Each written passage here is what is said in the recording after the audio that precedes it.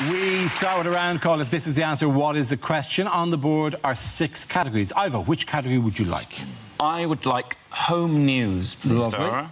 Home news it is. The answer is 1 year. What is the question? What would be an appropriate prison sentence for people who use the phrase hollybobs? Not the answer, but I'll take it. Is it how long the BBC have left now they've lost Bake Off? And the clock is already ticking. Yeah. Is it in a Wetherspoon's kitchen? What is the chef's equivalent of the 5-second rule?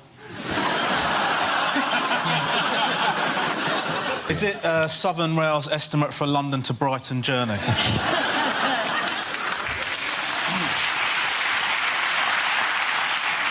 Do people kiss goodbye to their children at a Southern Rail station and go, you look after your mum? How long does it take to earn 100 quid if you work at Sports Direct?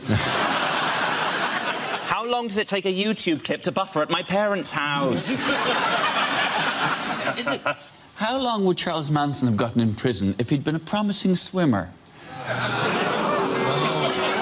Yeah. Bit of truth. Bit of politics How long does Jeremy Hunt want junior doctors to work per week?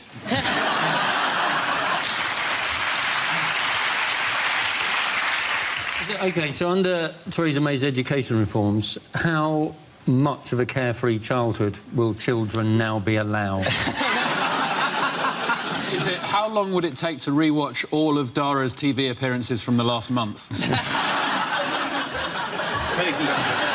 Thank you very much.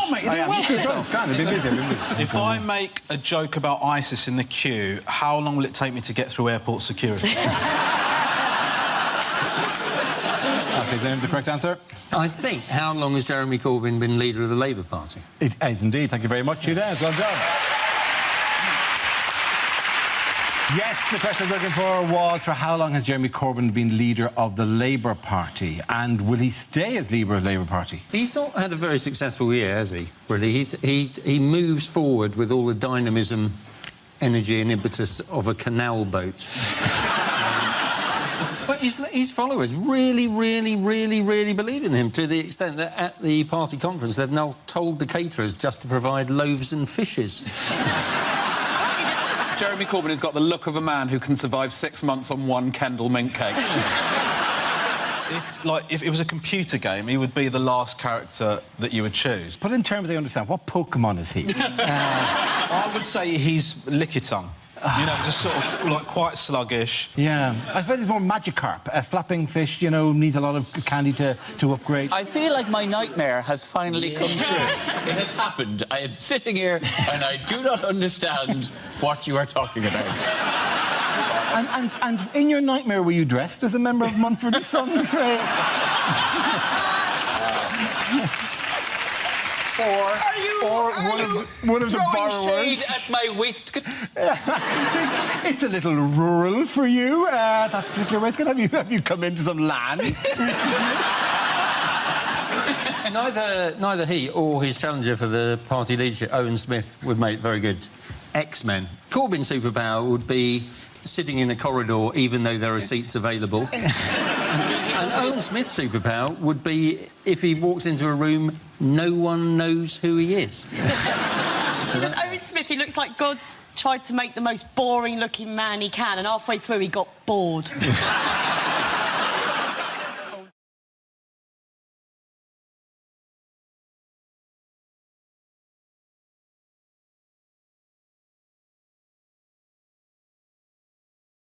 We come to scenes we'd like to see. So if everyone can make their way over to the performance area, I'll read out this week's topics, then we'll see what our panelists can come up with.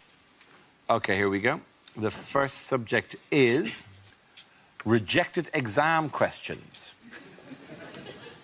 History. Did I delete it?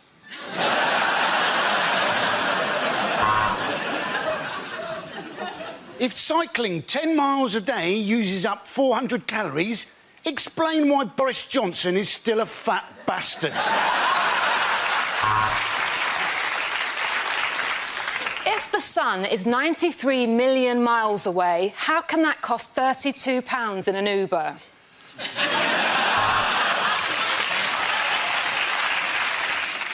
Where Where is Greece? Is it A, the southern Mediterranean, or B, up shit creek?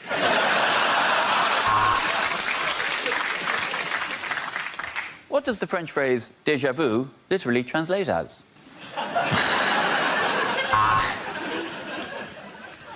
Using examples of Michelangelo's work, write 500 words on why he was the best turtle.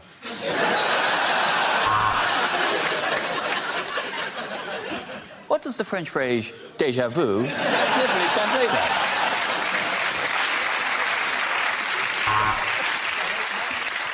Question A. Media studies. Is it a real subject?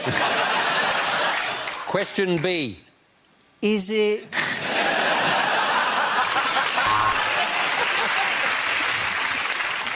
Using a compass and ruler, draw perfect cock and balls.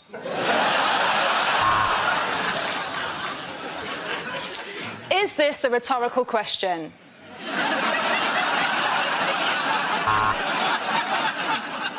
You may now commence your anal sex exam. Please turn over.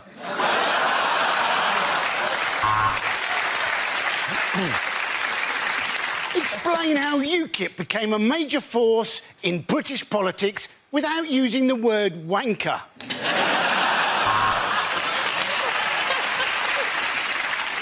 If Jay-Z is unfortunate enough to have a problem with a bitch, how many problems does Jay-Z now have?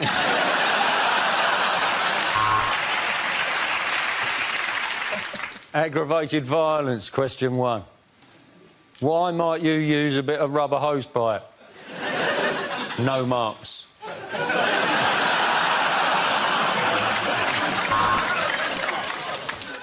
What colour is this dress? White and gold or black and blue? Discuss.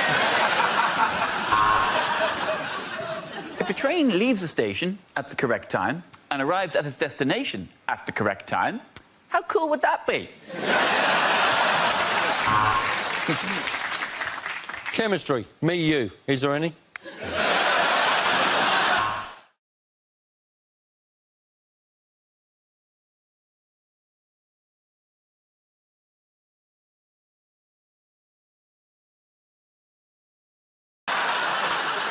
What did David Cameron announce on Father's Day? He announced that he wanted people to stigmatise runaway fathers in the same way that we stigmatise drunk drivers. Yes. He said that the best gift his dad ever gave him was optimism.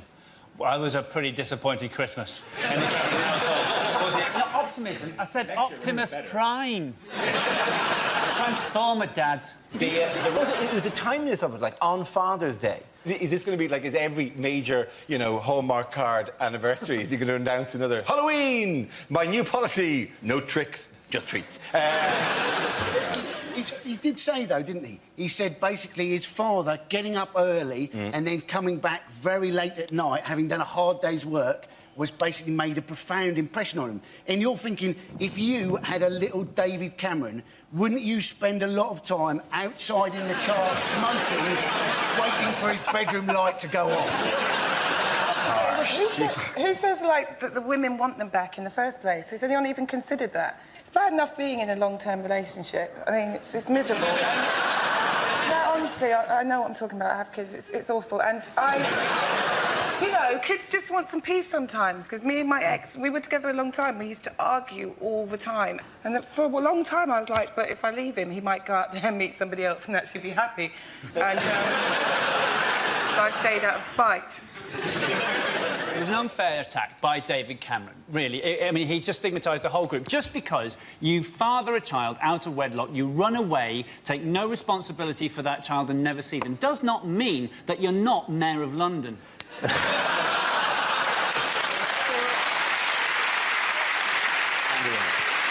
are also lots of points, aren't there, when children want their parents to be absent.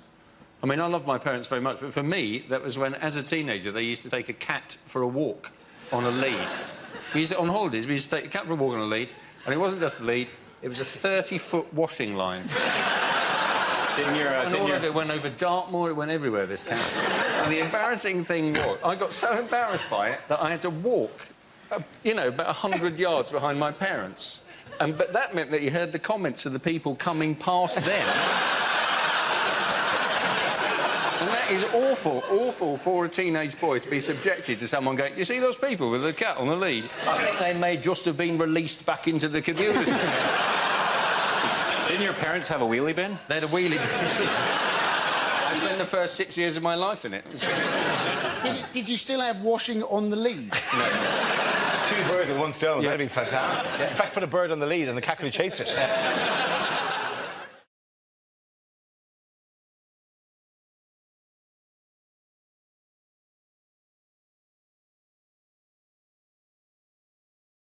Who can tell me what's going on here? Is that Barack Obama playing pretzel buckaroo? Or is Barack shaking the hand of the very pretzel that choked George W. Bush? It's like a German version of Come Dine With Me. Angela has broken all the plates and is serving the pretzels on a mug tray. Is Angela Merkel saying to Barack Obama, well, Barack, you must prepare for the worst? Thank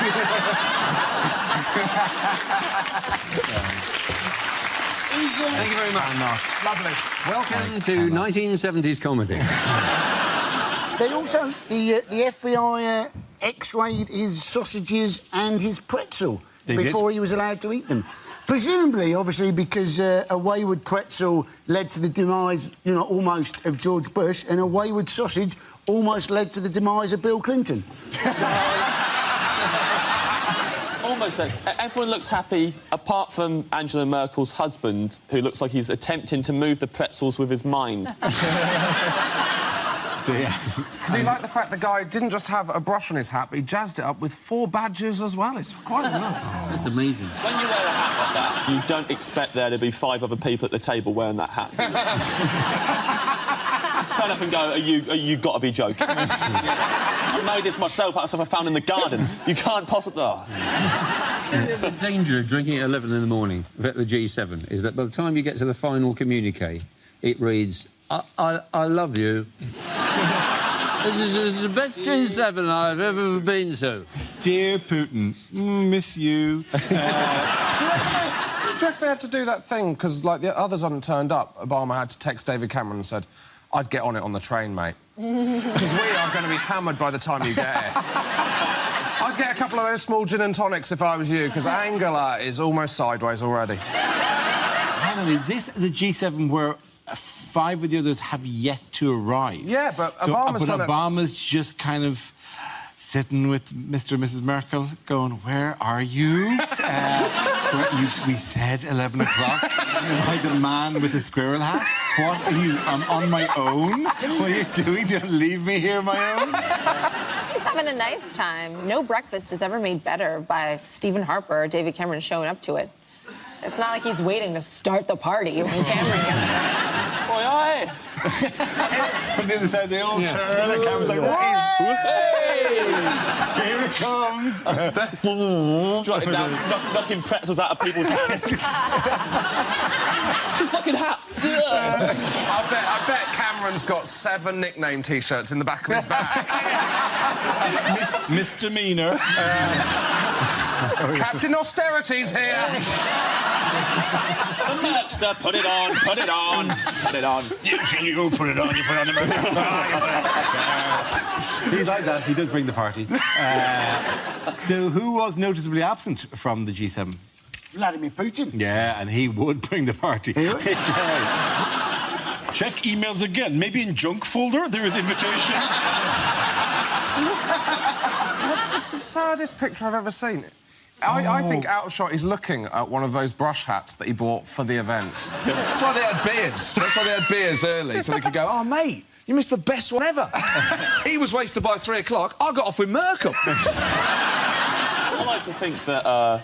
Because Putin's not going to take it very well, but I like to think that he had his own G1 summit. He said only an insane man in a dream would think that Russia would attack NATO.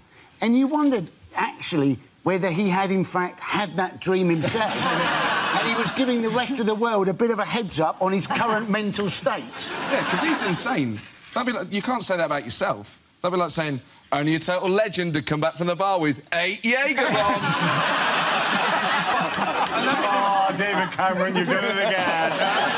Wait, there's only 6 here. It's a long walk.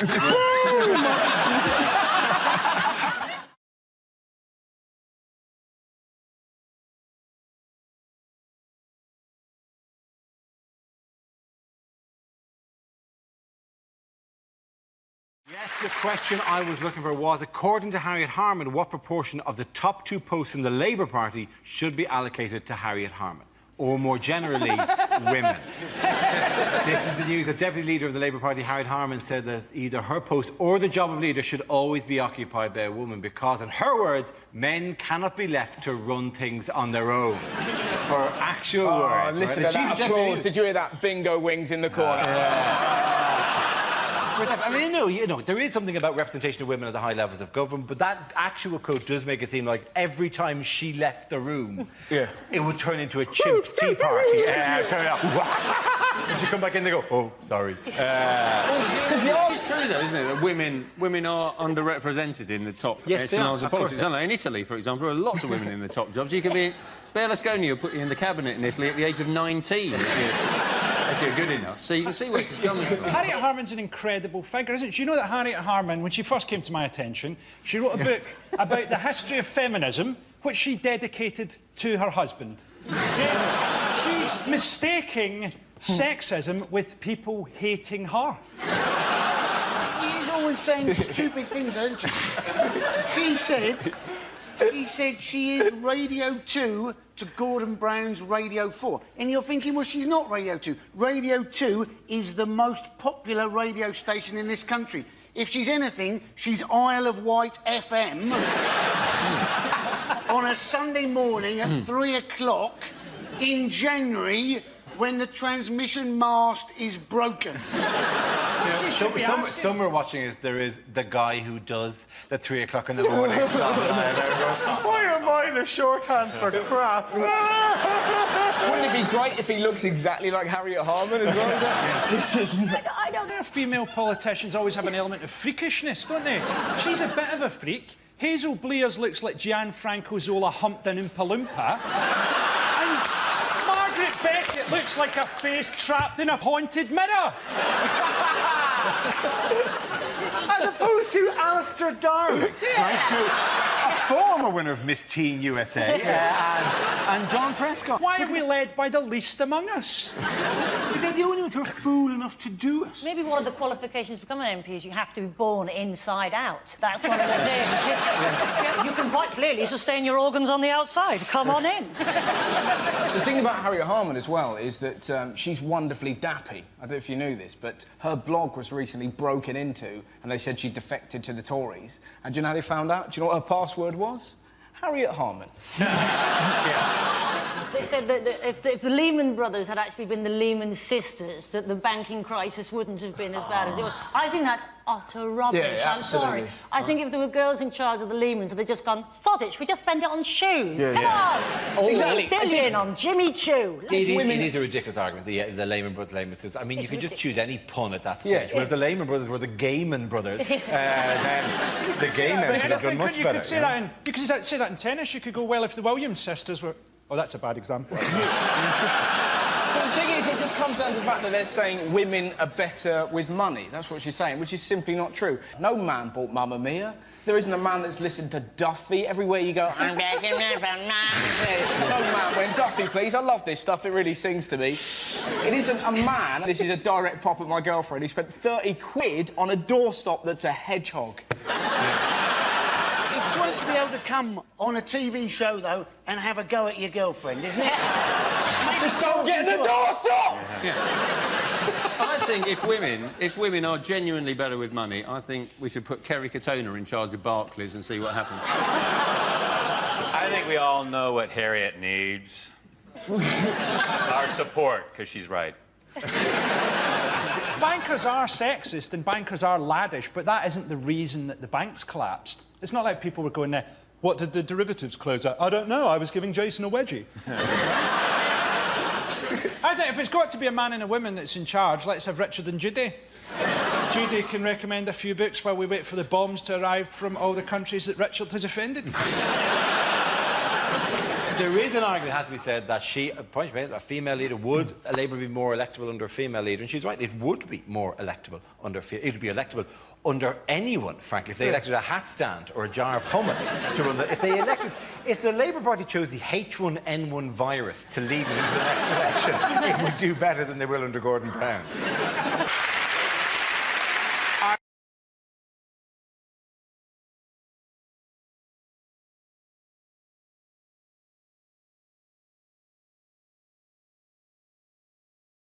I think they're not kind of thinking it through. There's easy ways to save money. I was a student. That's who you go to. Like, I just think Osborne make a massive bolognese. That'll get you through for, like, a year. And then I think Britain would save a lot of money if, say, we just got really drunk before you went out. That saves you a lot of money. And, like, if he just gave us his Orange Wednesdays code, that would save us a lot of money. Did you see the cartoon that George Osborne voiced about this to explain what the cuts will involve? Is it Tory Story?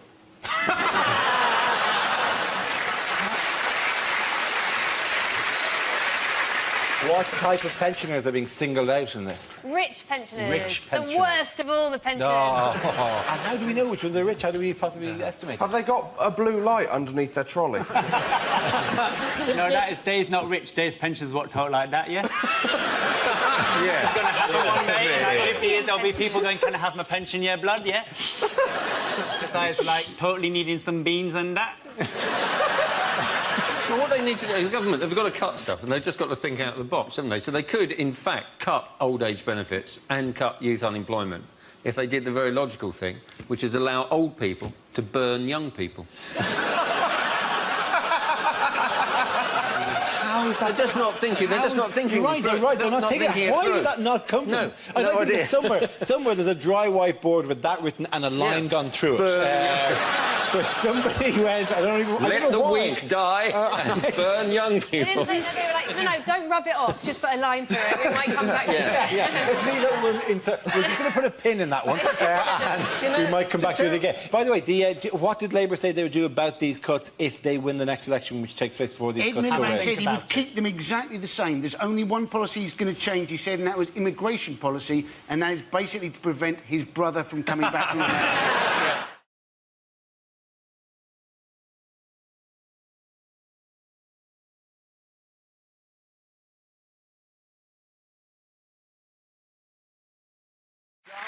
Call headliners. Here's a picture from this week's Lib Dem conference, but what does CDCR stand for? Is it Clegg's dandruff causes riot? Is it Clegg demands cardboard rain? Is it Cameron dies, Clegg rejoices? Is it Clegg displays currency remaining? Is it because they're in Liverpool? Is it, in fact, calm down, calm right down? Is it Celine Dion combusts reaction? I want to go for Clegg, David Cameron's rent boy.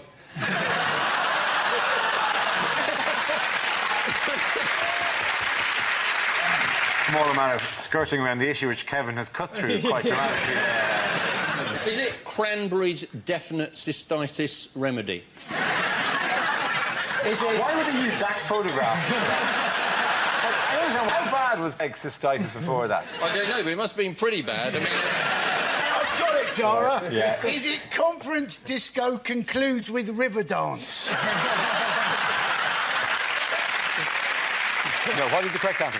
Is it Clegg defends coalition rule? Indeed it does. Well done. Thank you very much. Yes, the answer I was looking for was Clegg defends coalition role. This is the news that the Lib Dem leader Nick Clegg has faced criticism at the Lib Dem conference from party activists who are plagued by self-doubt and anxious about the party's future. But he's defended his role in the coalition and told party members to hold their nerve. How have the Lib Dem party members been reacting? Oh, they're furious. They've been shaving their beards off and wearing their sandals without their socks, and they've been writing Clegg is a traitor on the wall of the conference centre in their own hummus. Actually, it's not how the Liberals have reacted, it's how the Conservatives have reacted. They've been watching the television all week thinking, why the work experience people got their own conference? That's the...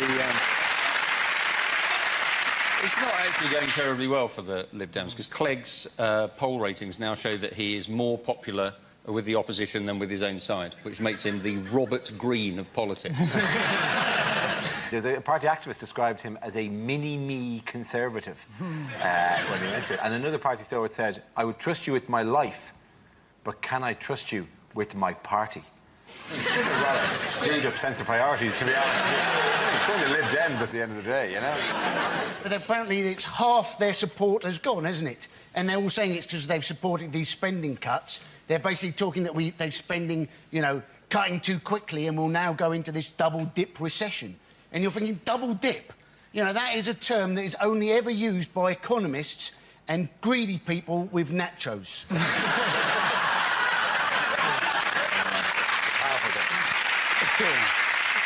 If the support are losing, surely that's just people who came to them from Labour anyway, thinking, well, if I vote for them, I'm practically voting for Labour. So it's a very clever, tactical... What? No, wait, no! My master plan! Don't go to the... You're not allowed to... Oh, you are allowed to do that. What's amazed me is that Nick Clegg seems to be soaking up, even though he's becoming ever more unpopular. How broken do you have to be by your former unpopularity to savour any attention, even if it's negative? That's like a fat, ugly girl being sexually assaulted behind a Lidl and then coming out and going, it's just nice to get the attention.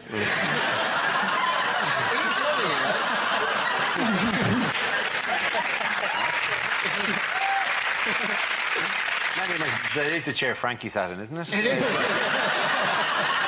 I've literally never had those thoughts before. I've been... You're normally like a whimsical comedian, aren't you?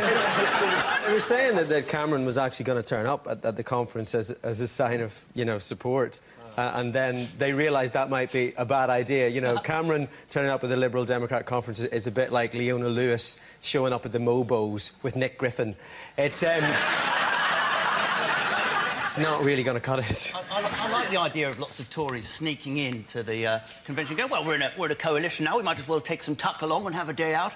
And then hear him talk about rescuing the poor and start heckling with quail's eggs. Take that, you Liberal. Have a tomato, that sunglass, you wanker. Take that instead.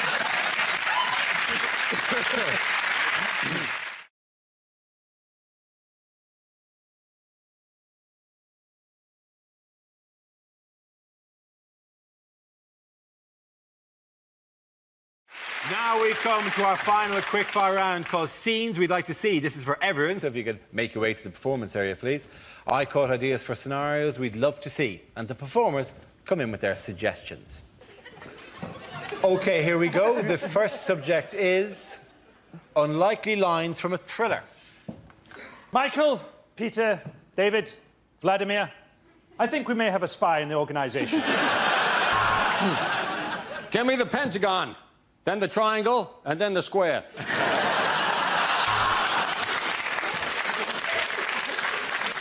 Ah, Pussy Galore, Bond here. I've been told by my doctor that I need to contact all previous partners. The owner of this motel dresses up as his mother and stabs people. But the guidebook says it's still better than the Ibis. I want you to go to Warsaw, meet a man called Borislav. You'll then ask him why he didn't fix my plumbing before he left for home. Miss Scarlett looked at him through the window. He had one massive testicle like a space hopper. That was why they called him Professor Plum.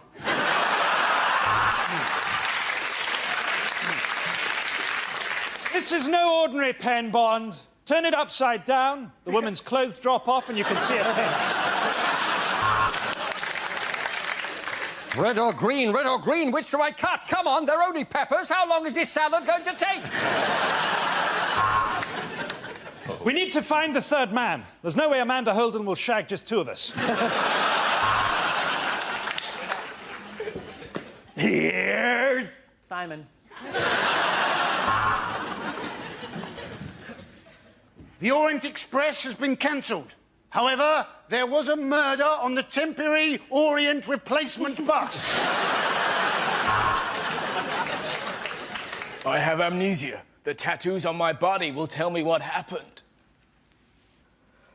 Dara was here.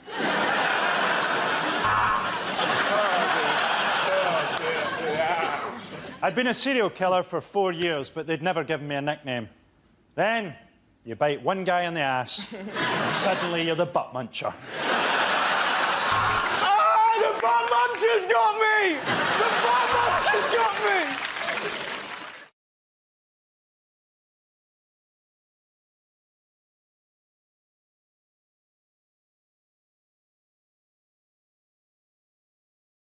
News of the King of Pop, the news of the King... you have heard this, I presume, somewhere.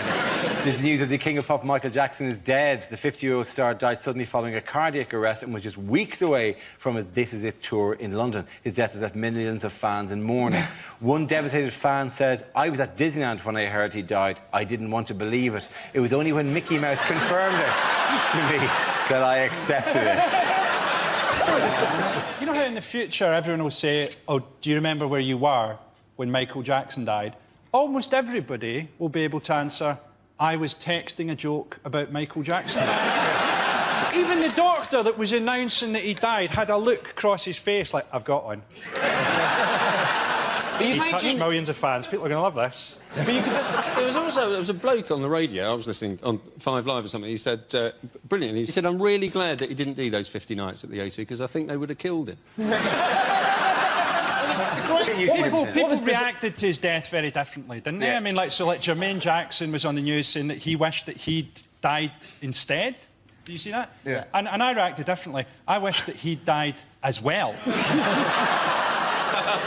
There are, now that he's dead, 13 singles in the top 40. So the Spice Girls, they know what they've got to do, don't they?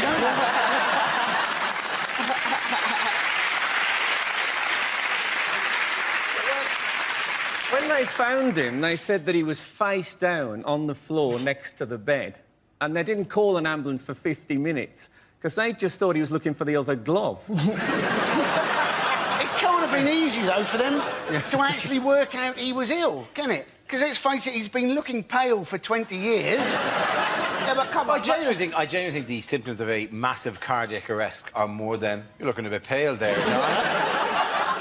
We seem to forget. We're forgetting, though, that the guy was a genius. Like, he wrote some of the best records of our generation. Thriller is still the best-selling album of all time. I think you'll find Glenn Miller wrote some of the best records of my generation. OK, of my generation. But, no, the guy was a genius. I mean, what black man can produce 3 white kids? It's amazing. Frankie's got a better chance of being their dad than Michael. You're right, though, Jim. If that is the case, they're in real trouble. Yeah. A choice between Michael and Frankie. Sorry, kids, a bit of a change of location for you. You're going to live with Uncle Frankie now. What, after staying with Michael Jackson? It's all got to be up from there, hasn't it? You know the weirdest thing about Michael Jackson? I didn't even know this. He was a Jehovah's Witness. That's like the least weird thing about him. I bet when he went to the Jehovah's Witness meetings, they pretended not to be in. Michael, turn the telly down. Although he did look like someone who wouldn't have a blood transfusion, didn't he? I think people generally, because they loved his music so much, they were willing to forgive him what he got up to in his private life. So there's a lesson in there, isn't there? For Gary Glitter, write better songs. But the memorial had a huge number of stars. You know, Stevie Wonder, Mariah Carey, Lionel Richie. Oh, yeah, and the kid from Britain's Got Talent. I love it. They gave Stevie Wonder a seat in the front row. Wait, you got to wait 10 minutes for him to walk all the way from the back of the theatre. Next up, Stevie Wonder. Come on, Stevie, we haven't all day here, right? Stevie's like, "I'll be with you in a minute." Weaving his way, like in the middle of the row. Sorry, excuse me, sorry, I'm on now. You know that they said they'd had thousands of volunteers to be pallbearers at Michael Jackson's funeral. I bet they did. Where were they when Barry White died? One of the best stories about this, I don't know if you read this, was that Bubbles has been banned from the funeral because he's too violent. That's a fantastic story, isn't it? But surely Michael Jackson's dad's going, who beat him up for 20 years, and yet a monkey who likes to throw his poo around a bit much. But they didn't even tell him because they didn't want to upset him. He's a monkey! As if he sat there going, no. You see, banana, num, num, num. When did we start telling pets? Somebody must have made the decision, like, Michael's dead, somebody better tell the tigers. Do you reckon they'll do that with David Blunkett? If he pegs it, someone better tell his dog. He's gone, David. No! I think the dog will sense the dead weight on the lead. Yeah.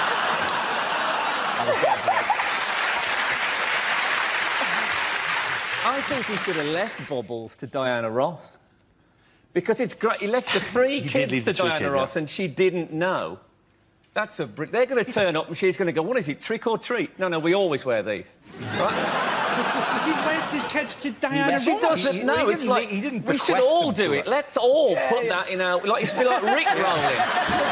It would be great, though, if we did leave everything to Diana Ross. If everyone in the world got together, just leaving anything, you know, like a bugle or a flute, just so that she'd be sat there going, this is ridiculous. I feel like I'm in the middle of a chain reaction. Do you think? Do you think for parenting, if they're misbehaving, you just go, stop, in the name of love? When I was actually, seriously, when I was like, I suppose when I was about 8 or 9, I was a massive Michael Jackson fan, and I wish I'd known at the time that I was his type.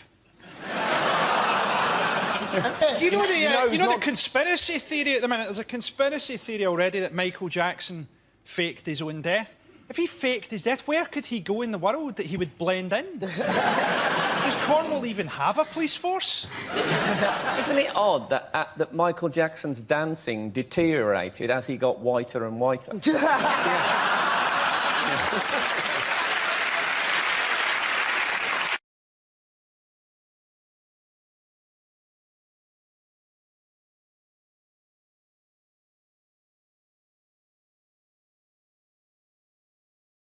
Things you wouldn't hear at the Olympics. The athletes will now go forward to receive their medals and complimentary prawn crackers.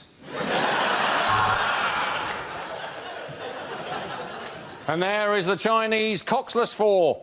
It's a harsh punishment, but that's what happens if you lose a heat.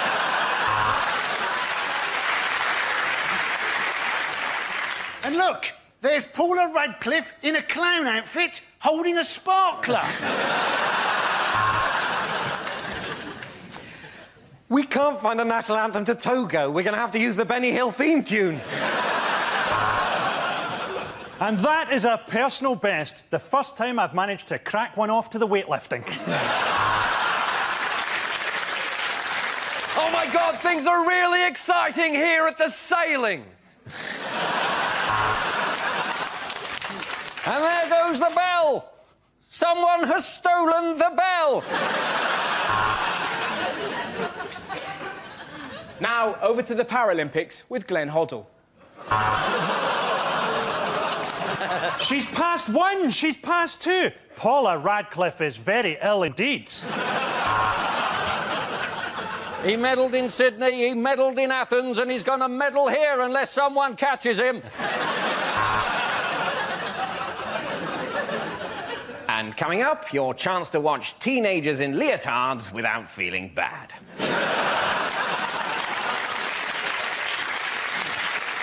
To show you just how polluted this city is, the javelin has got stuck in the sky.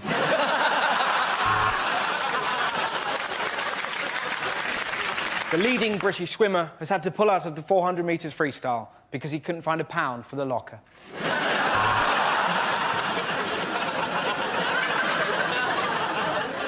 Well, we should have done better in the shooting, and this young team from South Manchester know it.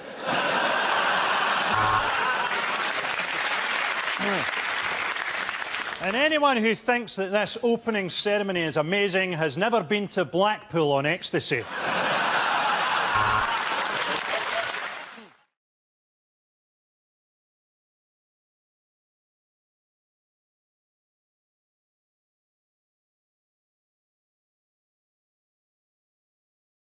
This round is a stand-up challenge. I launched the Wheel of News, and wherever it chooses to stop, one of our performers must step forward and talk about that subject. The winner is whoever I think is the funniest. OK, here we go. The first subject is festivals. Who wants to come in on that? Kevin. Festivals. Nice picture there. That's actually me on your left. So, I was at a Christian rock festival. I never really meant to be there. I was just passing through this Christian rock festival and there was a stall set up that said a free toastie for all of God's children. So I thought, shame on. I said, how's it going, mate? Can I have a toastie? And the guy said, are you a Christian? And I thought, well, if I'm not a Christian, am I not getting a toastie? That's not very Christian.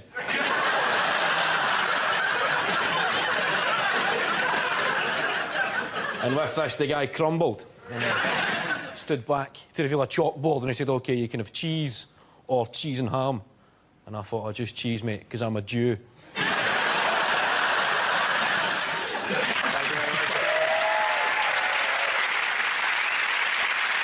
OK, let's spin the wheel again. The subject is family. Who wants to come out of that? Russell. So, it wasn't easy growing up trying to be a little liberal kid in the most right-wing family in the whole of my town. My dad was the most right-wing person I knew, but always quick to point out, I'm not racist, but... That was the danger word. I'm not racist, but... Or the latest remix, which is even more innocuous and dangerous. All I want to do is have a sensible discussion about immigration. Yeah? Isn't it? Well, no one with that face wants a sensible discussion about anything. I just want to have a sensible little chat in the back of that transit van over there, yeah? Me and my brothers, the rest of your family, Mr. Woolham whatever your bloody name is, mate, yeah? Get in the van, right? My dad even managed to be prejudiced about my first car decision. How do you even achieve that? By British or German. Do not bring Crappanese onto my driveway, boy. Not only that, but I chose a hybrid car. Part electric, part petrol, papa, right? Another question mark hanging over my sexuality. It's the noise of it when it drove off. Thanks for Sunday lunch. Bye, Daddy. Thank you. Well done. Good mark. OK, that leaves us with Milton. Let's see what you've been left with. Let's spin the wheel. And the topic is jobs.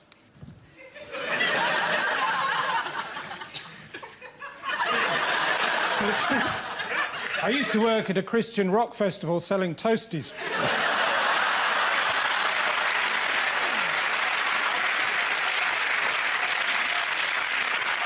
The best day was when I sold this Jewish bloke some yellow ham.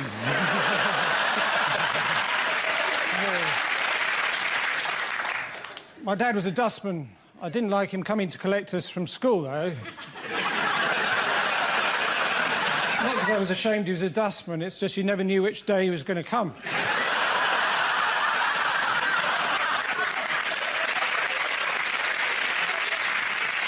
The rest of my family were police marksmen.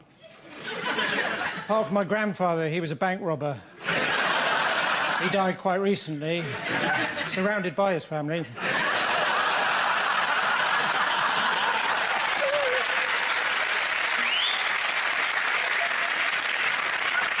My uncle, he's a police frogman. No, sorry, he's a French policeman. I used to work in a supermarket. It was my job to hand out samples of things for people to taste. But I was asked to leave after the little cups of bleach incident.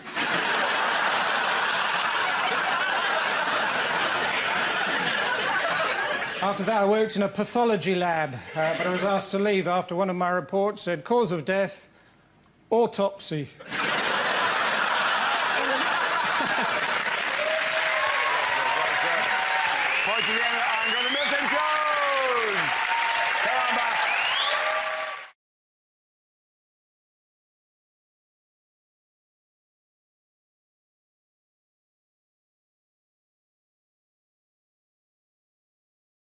Our next round is called If This Is the Answer, What Is the Question? On the board of 6 categories. Ramesh, which category would you like?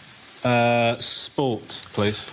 OK, the category is sport. The answer is 264. What is the question? Is it the number of back-to-school photos of our kids my wife posted up this morning? Each one more delightful than the last. I'm just like, the second one ain't even that good looking. Do you know what I mean? Just... keep him secret for the good of the family name, do you know what I mean? Yeah, because you're really trailblazing in that department. Listen, mate, that's not a problem. The poor bastard looks like me. Do you know what I mean? Like, that's what I've said to my wife. Go, should we have another one? I'm going, if we have a girl, the risk, I'm not willing to spin the wheel. I'm not willing to do that. Girl that looks like an Asian Rolf Harris, absolutely not, mate.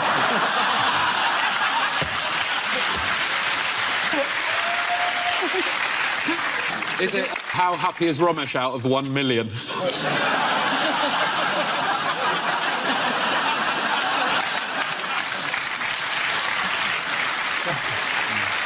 Is it what would be a rather worrying nickname for the parents of your new girlfriend to give you? Is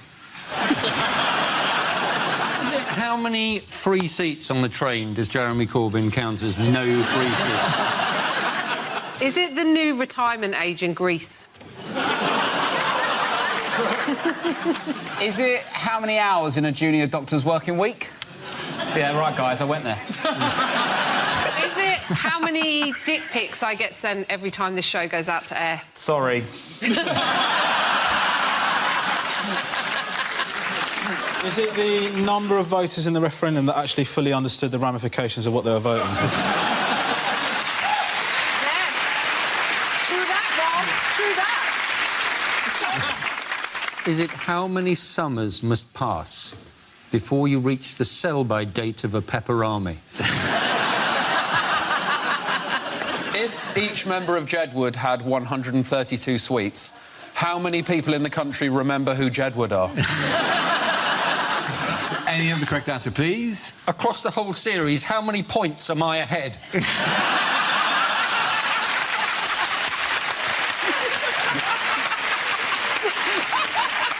Because I think you'll find it here. Then you have the actual correct answer. It's how many Paralympic athletes are there in the GB team? They're absolutely right. Thank you very much. Thank you very much, you guys. Really good, really good. Say this very quickly. Go on. 265. Now, when you count that point. I thought you just meant somebody else has just acquired a disability. Jesus, right, and then wheeled away. Yeah. Suddenly you're wearing a Team GB outfit. You're wheeling down. Yeah! Yes, the question I was looking for was how many athletes is Team GB fielding at this year's Paralympic Games in Rio de Janeiro? 264 Paralympic athletes will represent Great Britain and Northern Ireland across 19 events. The competition starts on Wednesday and runs until the 18th of September. However, what hazards might the athletes face in Rio? Things are very difficult for the Paralympians in Rio because there are unfinished... There are holes in the ground and there are uncovered wires and there are ramps and bridges that aren't finished. But things aren't necessarily any better for Paralympians here, you know. I'm looking forward to the British Paralympian medalists coming back to a hero's welcome and lots of media coverage, and someone from the government telling them that obviously, you know, perfectly good for work, and they're having all their benefits cancelled. That's what's going to happen. Are they not selling tickets either? Are they struggling? Tickets, well, it's felt as big as begins to turn around now. But it was like £2.30 for some ticket, which is slashed the price. Is it? If you don't want to pay £2.30 to watch two geezers in a wheelchair have a sword fight, I don't know what's wrong with you. It sounds quality. I loved it when it was in London. How do you all enjoy the Summer Olympics? Well, it was a mixed bag, wasn't it? Because, like, I went there one day and in the morning I got mugged and hit over the head with something in double vision. But in the afternoon I saw some of the best synchronised swimming I've ever seen. It's immaculate, wasn't it? It really was. Yeah. I ended up watching a lot of beach volleyball. I love the beach volleyball. not for the obvious... Yeah, no, not for the obvious reason. The reason I love it is because after every point, whether they win or lose, whether it's good or bad, they hug each other. Everyone hugs after every single point. It's almost like they just really want to hug each other, and the sport is completely incidental. Do you want Romesh to give you a hug when you get something right?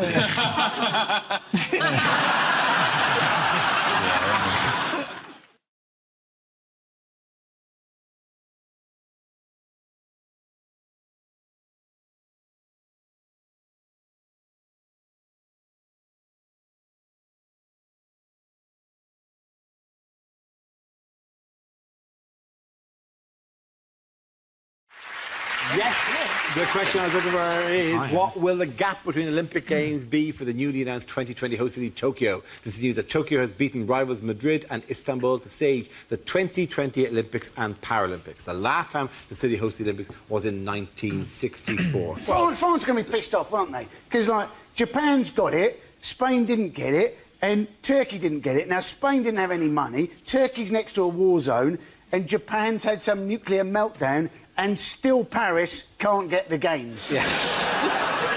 Aren't the 2020 Olympics for people with perfect vision?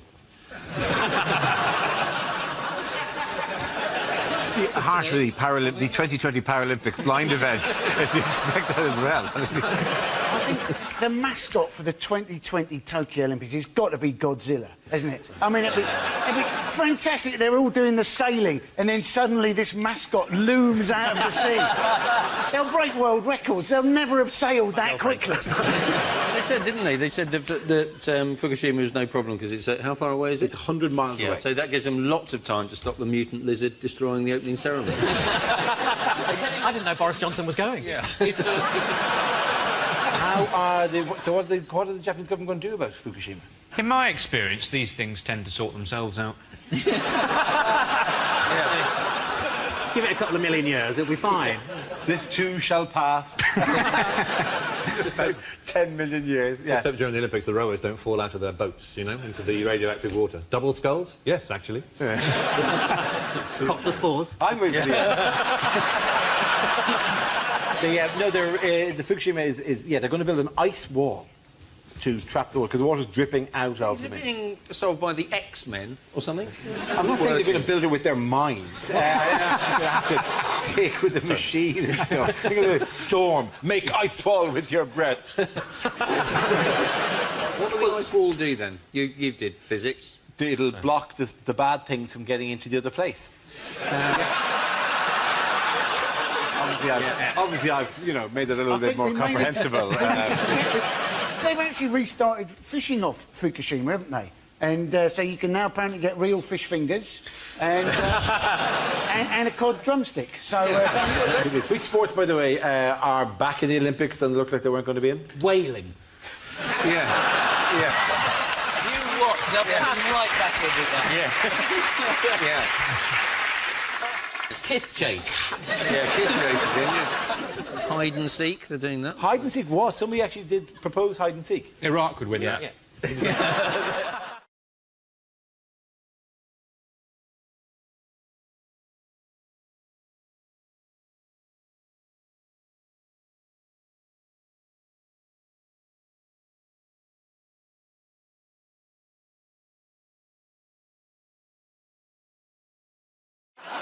Why did one of Corbyn's shadow cabinet appointments upset farmers? Oh, it's his farming minister is a vegan. She's the only politician less welcome on a farm than David Cameron. The good thing about having a vegan agriculture minister is they will not talk bullshit. They talk organic mulch. she wants to treat meat eaters the same as smokers, doesn't she? And you're thinking, well, certainly if you go into Pizza Hut and order the meat feast, you'll think twice about that, wouldn't you, if you have to eat it outside? I don't know. If people gathered outside offices to just eat meat, I think that would become enormously popular. Just with a pepperami like this. Yeah, exactly. Bloody hell, it didn't used to be like this, did it? Sitting under one of those heat lamps, it's slowly cooking.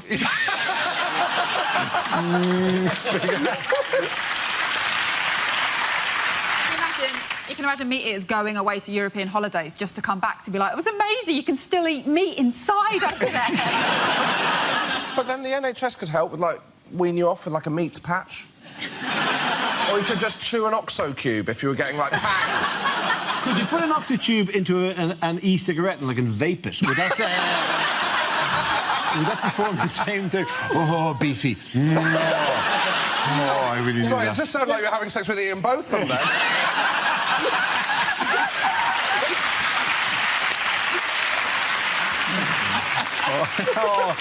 Tell him again about those long walks, beefy. I think she's got a point, though. I think meat is quite similar to smoking. I think, a lot of people after sex, they like to have a cigarette. And I like to, after sex, just have a quick spit roast.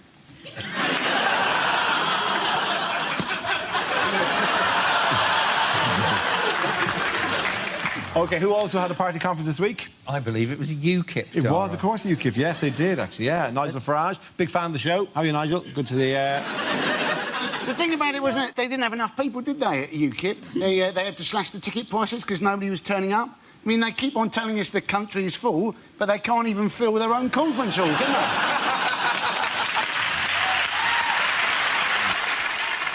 It was at Doncaster Racecourse, which is weird, given the trouble they've had with the first past the post system. Why Why are these people paying to go and watch the UKIP conference? Do you know what I mean? If you want to watch, like, boring old men in shit clothes talk about hating foreigners, Top Gear's on Amazon soon.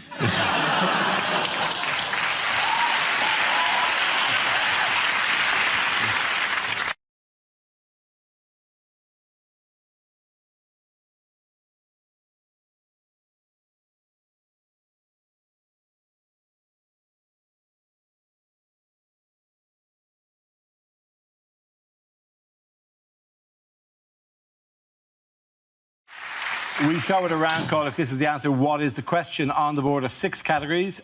Tiff, which category would you like? I'll go for home news. OK, home news is the category. The answer is 1/3. What is the question? Is it how much of a bottle of vodka I'd have to drink before I found Lewis Hamilton even vaguely interesting? Is it how many of this week's news stories lend themselves to comedy? It's been that kind of 3 weeks, really, hasn't it, Andy? Yes. Is it how much of Greece can you buy for £1?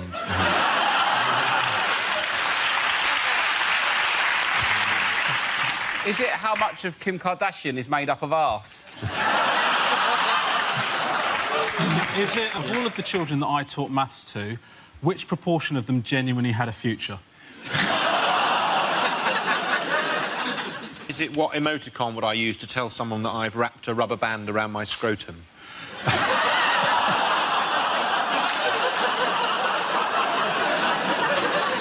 Is it what I'm always missing from a threesome?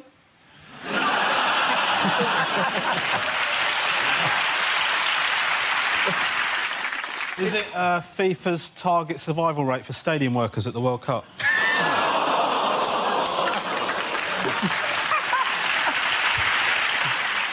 Is it, according to legend, how much of you is your head? Yes. Should be noted. I'll tell you what it could be, answer. What proportion of that team have I seen completely butt naked?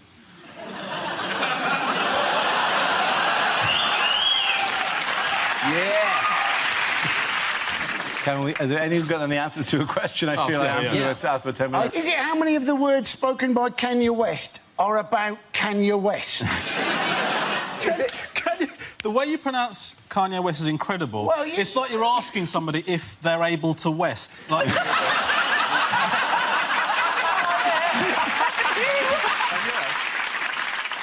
Is it think of a fraction that rhymes with the word bird? Think of a fraction that rhymes with the word herd? No. Is it think of a fraction that rhymes with the word interred? No. Is it think of a fraction that sounds funny if you say it with an Irish accent? Yeah, that's exactly what I was waiting for you to do. Think of a fraction that I say is 1/3. What a funny country. Isn't it?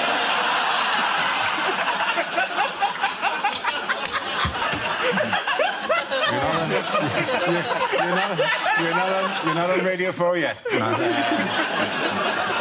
I do. This is genuinely the correct answer. Yes. Is it? Yes. What proportion of the works planned by Network Rail have already gone wrong or over budget? There absolutely is the question I was looking for. You did. I wouldn't have got that, mate. I wouldn't have got that.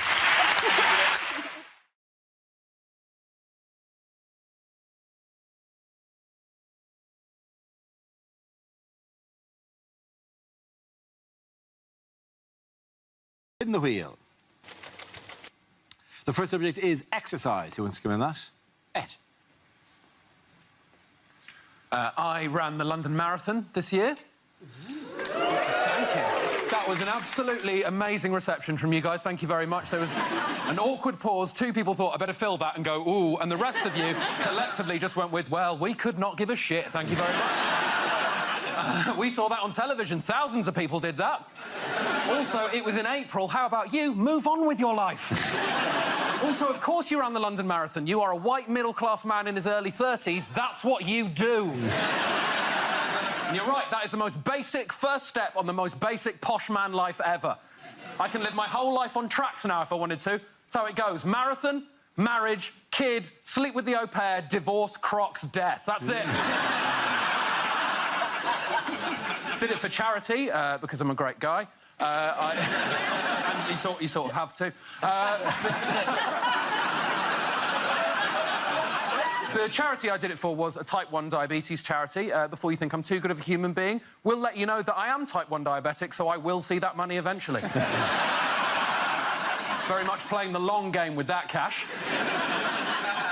Didn't actually enjoy the marathon, though, for one specific reason. Every few miles, there was groups of people stood there with blue rubber gloves on, with globs of Vaseline on the ends of their fingers, like this. Now, at the time, I had no idea that they were employed by the marathon. You're supposed to run past them, take Vaseline, rub it on any areas of chafage. I had no idea they were supposed to be there. To me, that just looked like some sort of horrendous motivational technique. You better keep running, boy. You better pick up the pace. Otherwise, it's examination time. You got an appointment with Dr. Fingers. Thank you very much.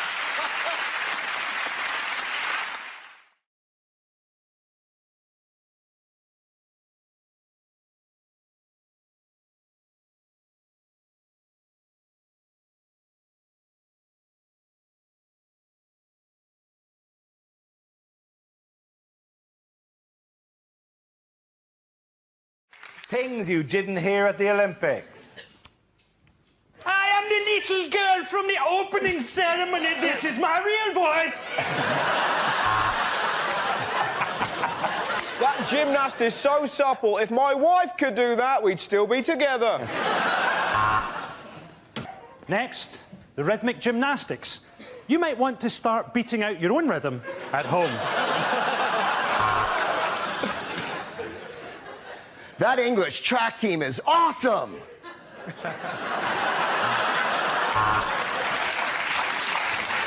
And it's gold for Ireland!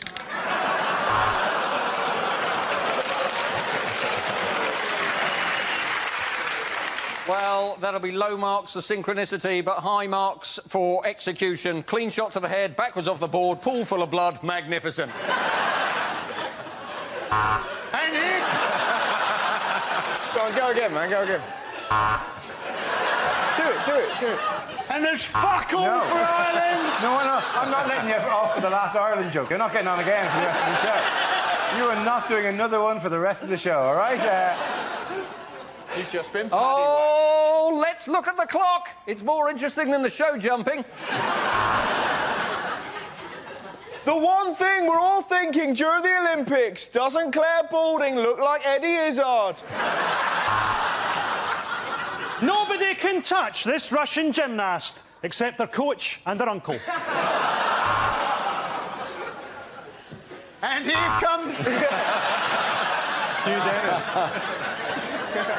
Well, what a morning. We've got medals in the Yingling, Tiddly and Poe. Chinese athlete with number 36 in his chest. That means he's a chicken chow mein.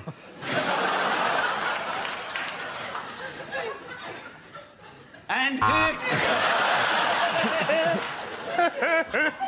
And the French have 4 faults. Their language, their food, their underarm hair, and the fact that they are French.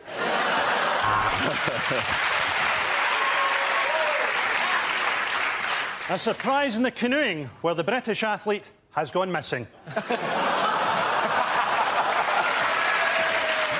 It was after I heard the buzzer that I realised there was one thing I hadn't heard at the Olympics, right, was fuck it. The end of that round, the points go to Frankie, Hugh and Greg.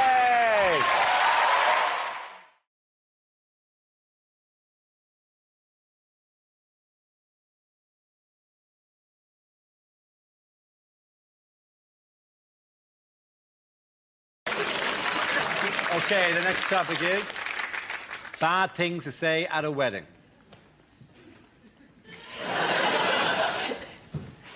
I do.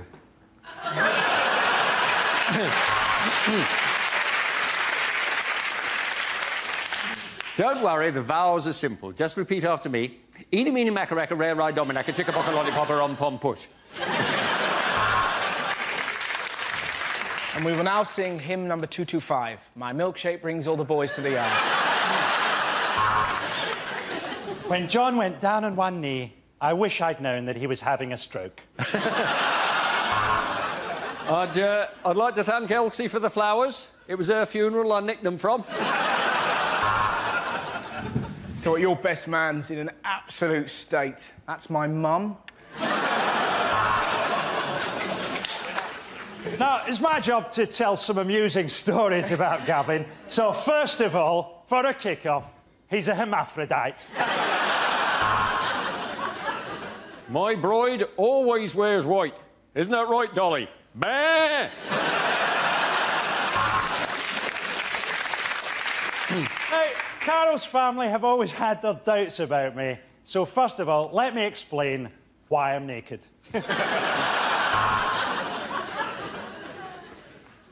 This is my first gay wedding, so you must be the pretty one. To my new son-in-law, I would say this. You have released me. This monster is yours now. I would like to apologise for the state of my clothes and the smell of sick only I spent last night in a skip. Anyway, dearly beloved, we are gathered here today. People have said to me, why have you stopped being a bachelor after so long? And I say, well, look at her. She's wealthy and she's dying. It wouldn't be a traditional Norfolk wedding without a speech from the father of the bride and groom. The end of that round. The points go to Frankie, Hugh and Stuart. Unlikely things to hear at a wedding or funeral. It was always Alan's dream to be buried with his wife. So this afternoon, we shot her.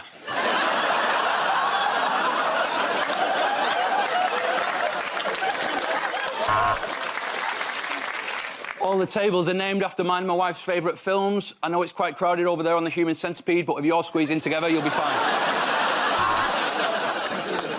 Oh, thank you, no. I've had more than enough free Prosecco.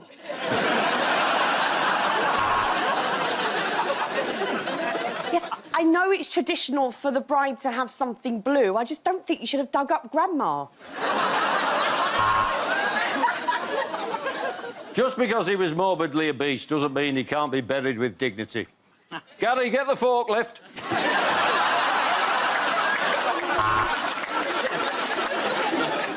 In life, he was a strong, confident and capable man. Excelled at everything he did. Apart from swimming, obviously.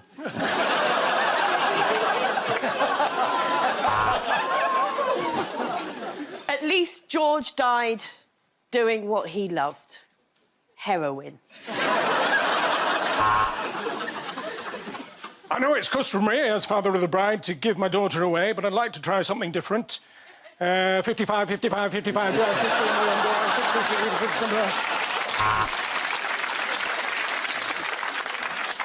And if you look on the back of today's order of service, you'll see a picture of Ethel when she was much younger. I think we'll all agree it's one for the wank bank.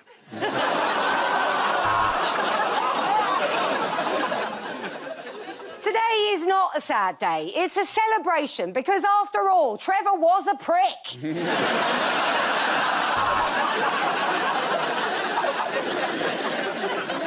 Bride side or groom side? I don't know, I fucked them both.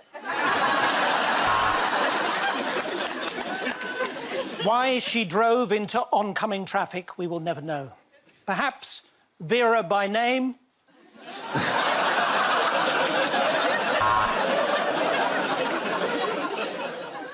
Ashes to ashes, dust to dust. Never WhatsApp while walking, he got hit by a bus.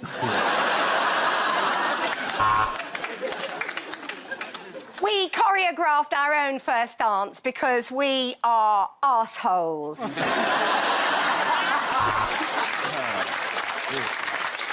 No, it's funny. No, I just realised it's just because I've never actually met a Scottish widow. You know, it's like...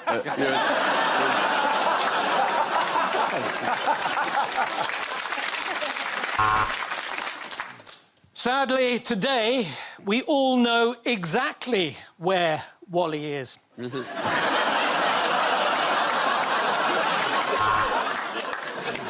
And I'd like to congratulate the bride's mother on how well she looks tonight, although not as well as she'd look on my dick!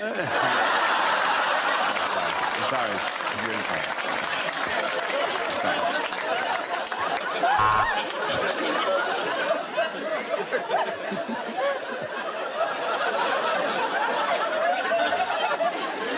My goodness. My goodness, yes, that is a lovely ring.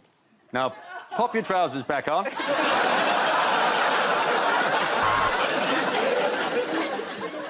Does anybody else find there's a seriously inconsistent tone at this wedding or funeral?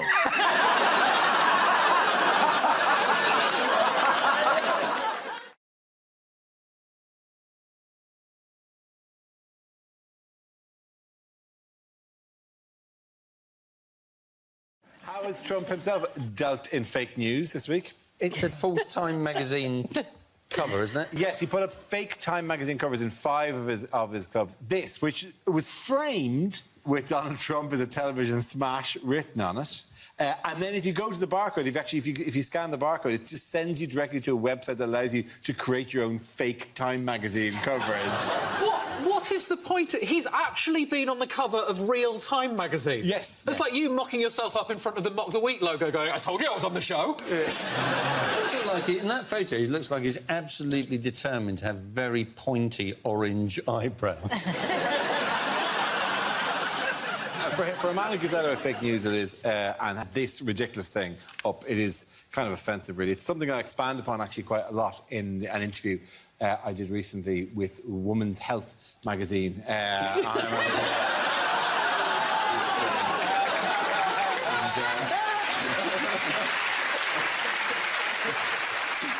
have to say, at first I was disappointed that there wasn't an article about me, but then I spotted the killer abs on the loose. It's something I discussed actually quite at length in an interview I recently did with Classic and Sports Car magazine, which you'll see these. Yes, it's just a thing I have on the wall at home.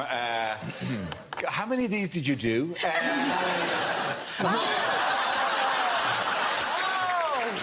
makes you look like Vladimir Putin. That is, may I say, your Photoshop skills ran out. Darlene, how I've learned to ride a horse despite my heavily broken neck.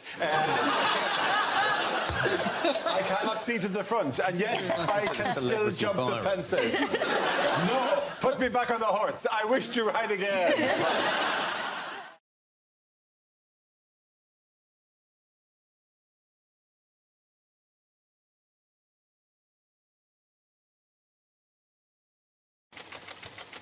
The topic is driving. Oh. I have to drive because I run like that.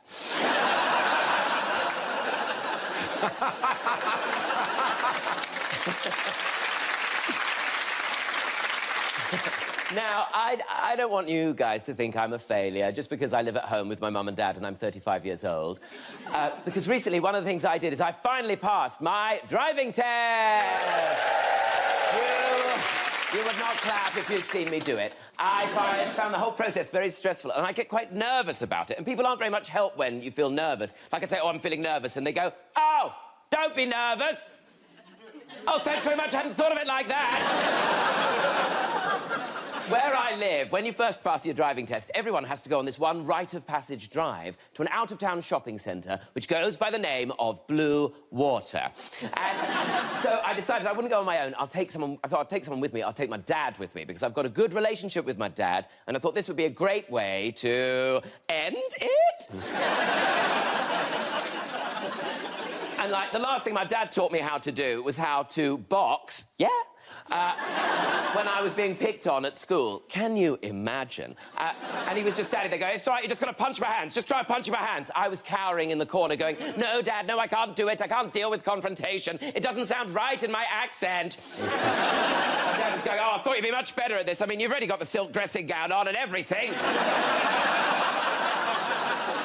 So we're sat there in the car, right, and there's already a tension, and we're going along, and we come to some traffic lights, and they're red. That means you have to stop. I've done the theory test as well.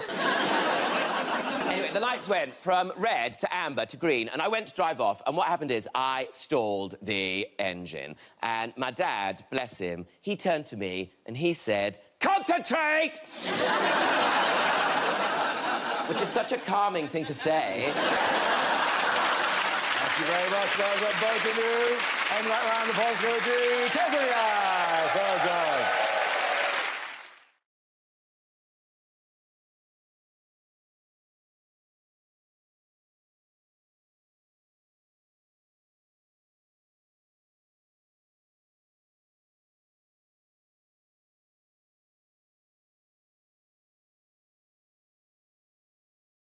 A round called Trumpty Dumpty Sat in the Wall. This game involves Angela and Hal. So if you could make your way to the performance area, please. This round's a stand-up challenge. I launched a wheel of news, and wherever it chooses to stop, one of our performers must step forward and talk about that subject. OK, here we go. Let's spin the wheel. This first subject is growing old. Who wants to come in that? Angela. I recently turned 40, and I want to reassure anyone younger, turning 40 is really easy. My friend turned 40 recently. She made a bucket list, right? She said to me, you're going to make a bucket list. And I said, do you know what I hear when I hear bucket list? I hear admin. They're always so ambitious, aren't they? It's like, oh, I want to go to the Taj Mahal, I want to swim with dolphins. The only thing I could think of that I genuinely would want to put on my bucket list is that one day, I'd like to put half a packet of biscuits back in a cupboard.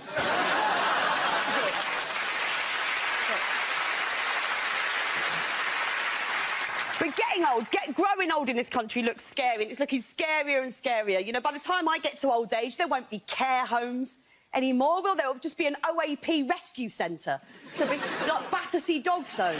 This idealistic young couple will come in, they'll get shown around. This is Maud, she likes knitting, gardening, casual racism. Why don't you take her home? That's what it'll be. So we have to worry about these things. We do, because we're all living longer, aren't we?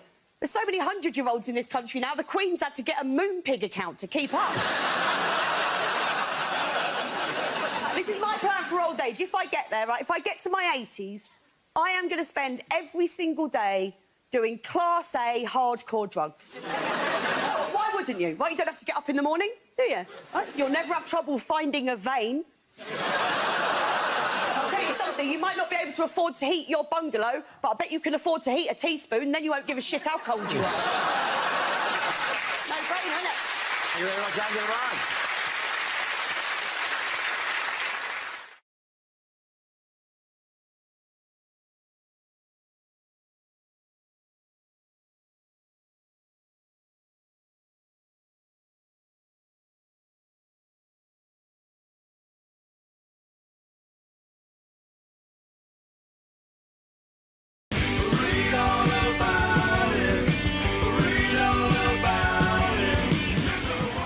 The first subject is interviews. Who wants to come in that? OK. Matt. Go for that. It's fascinating watching different politicians and how they deal with interviews. Ed Miliband, when he gets asked a question he doesn't like, will just have this amazing technique where he'll just ask himself a new question and answer that instead. And it really works. He got asked before the election by Nick Robinson. Mr Miliband, you've said you'll set a new mansion tax. If you become Prime Minister, but you won't yet tell us at what rate you would set it. And Miliband just went, look, Nick, if you're asking me, have I got a plan for the housing market, then the answer's yes. It's amazing.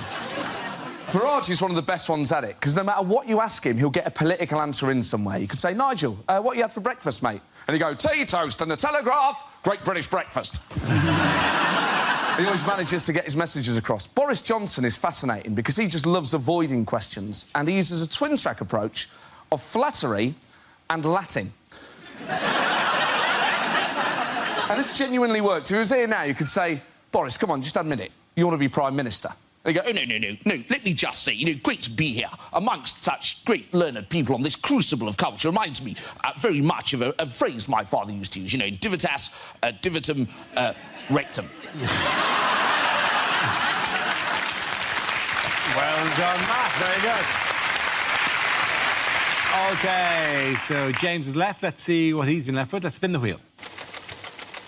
And the topic is Britain. I wish I was Mexican. I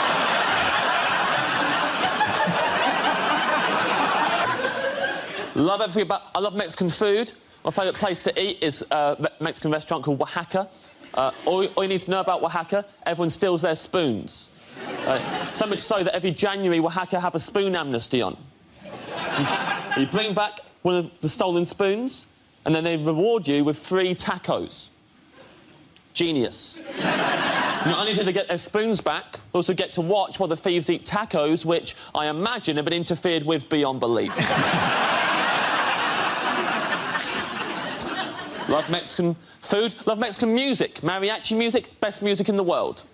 Top 3 mariachi songs. Number 1. Number 2. Number 3, nothing, because there are no other mariachi songs. Ever been to a mariachi nightclub? It's full of people just going up to the DJ like, hey man, have you got yeah, I'll play it next. How about open your ears, I'm playing it right now. To request that song during the next one.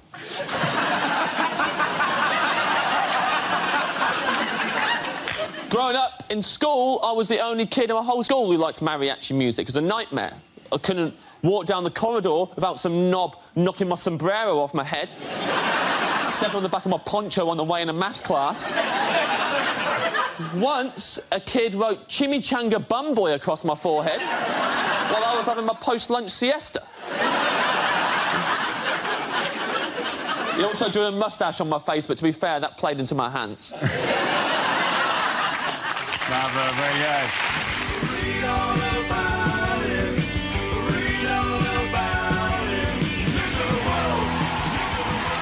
Close, but for sticking to the topic, James Acaster gets the points. Well done to both of you. Come on back.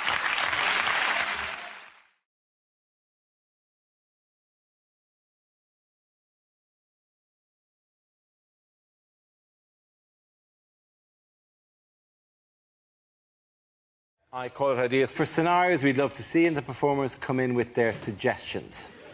Here we go. The first subject is exam questions that were rejected.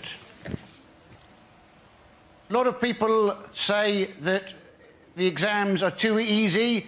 Is the answer A, yes? Or B, David Beckham? With illustrations, describe the Prophet Muhammad.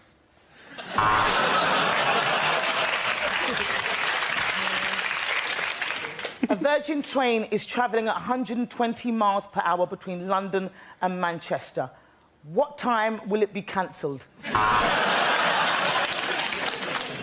All PE teachers are paedophiles. Discuss.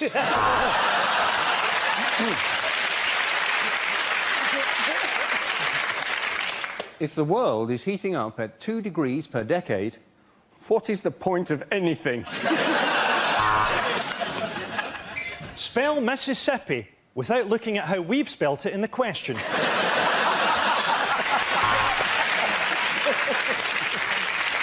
Two cars are speeding. One is being driven by a black man. Which one will be stopped?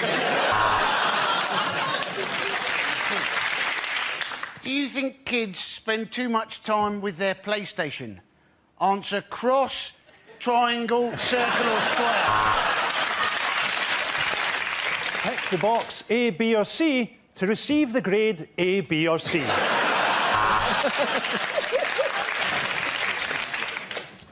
Sex education practical. Report to me in the stationery cupboard. If I add 1/8 to 1/16, how stoned will I be?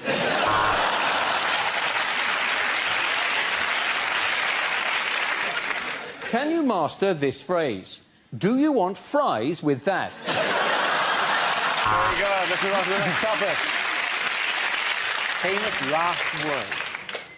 Stingrays love foreplay.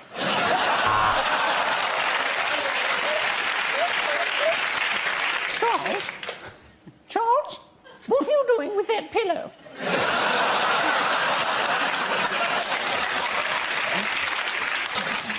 I'll bet you I can jump that ticket barrier. No, don't shoot me! It's Yoko you want! The funny thing is, the closer it gets, the more it looks like a piano. Oi, Zidane! Your mum's a slag!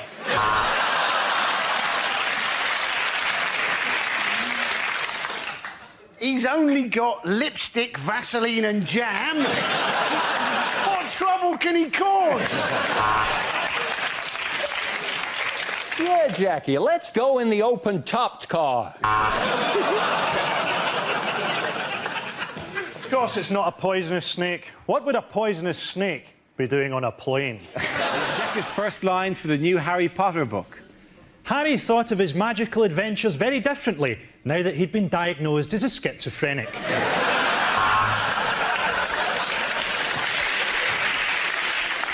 Don't you realise, Ron, said Harry, with our magic powers, we simply won't need Rohypnol.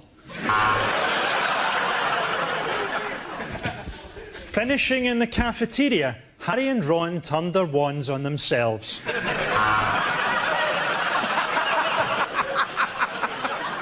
It's not as good as that one.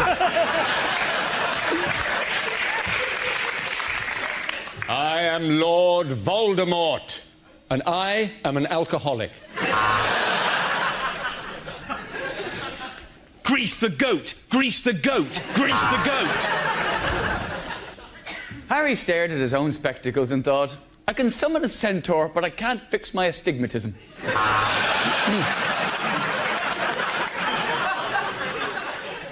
I have earned more money than the Queen. I can't be arsed.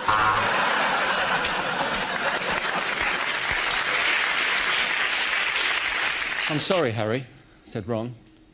I thought you felt the same way. Genital warts at Hogwarts, said Matron. What fun.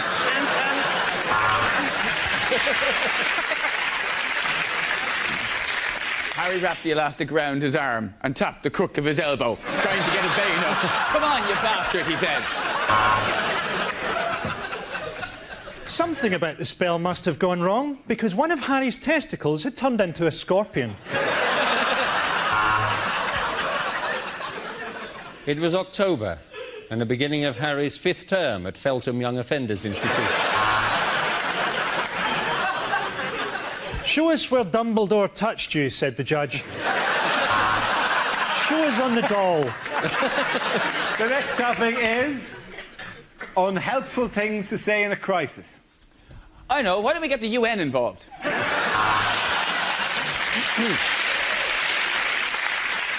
Statistically speaking, of course, in these circumstances, most of us will die. Kumbaya, my lord.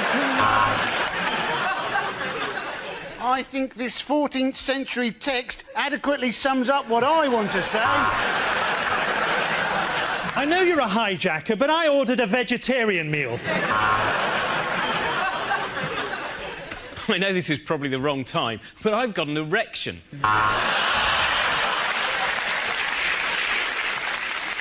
Women and children first, then I'll shag the men and the animals.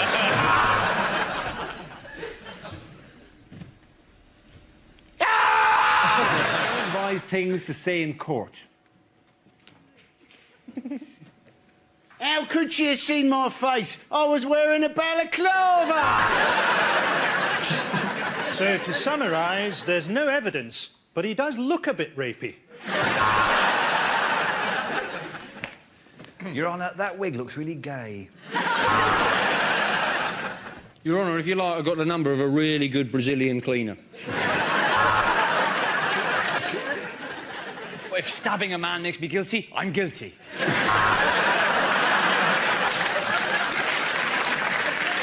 I would like to present my own defence through the medium of dance.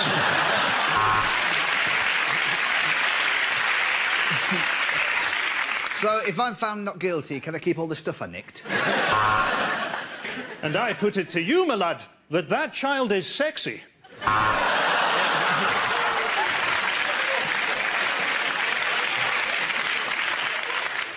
Oi, Wiggy! I've done your door!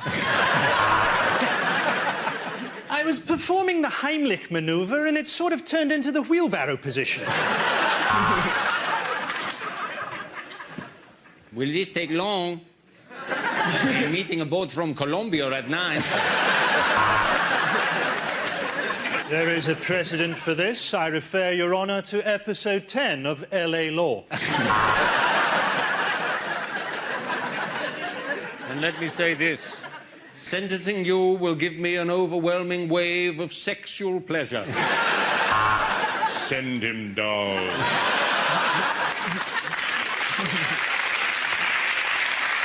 The next topic is things a sports commentator would never say. Like a lot of people watching this Olympics, I'm wondering why black people don't just take over the earth. There's the bell, and the schoolgirls I've been spying on go back to their classrooms. I can't be the only person to wonder what it would be like to shag this gymnast. So here we are, from Wembley. So, with 3 furlongs to go in this Grand National, let's leave the leaders and go and watch the fallers being shot. And they're off! They're off! They're off! And I should probably keep my voice down because this is snooker. Oh, forehand, backhand, forehand. Don't you just love it when they grunt? Just reading through the names of this Chinese team is making me feel hungry.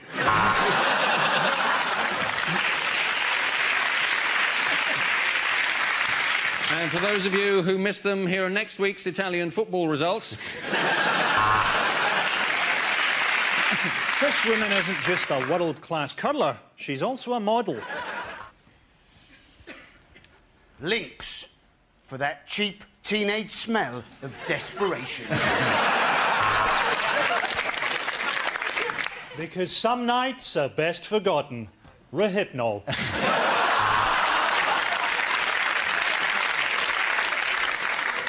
Injured at work? Don't drive a jet car at 300 miles an hour.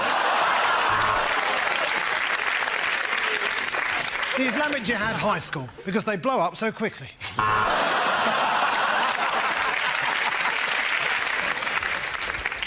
I'm Tony the Tiger. Siegfried and Roy taste great. For effective ethnic cleansing, use Milosevic.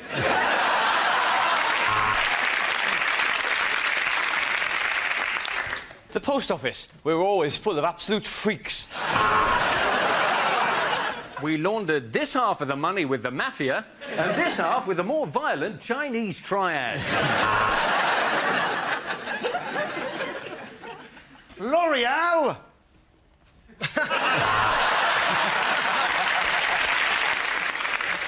By the year 2020, we shall rule the earth. Tesco, every little helps. Losing a hair, tiny cock, you need a Porsche.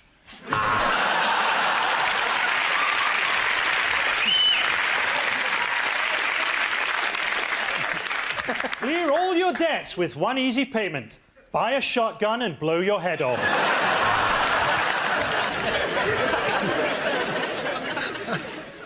Take 2 bottles into the shower. Yes, I'm an alcoholic. That's it on that topic. Our next topic is inappropriate acts for the Royal Variety Performance. Let's play Who's Harry's Dad?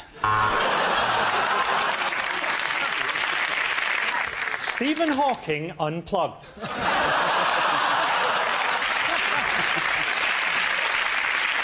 Your Royal Highnesses, Lords, ladies and gentlemen, I give you synchronised dogging.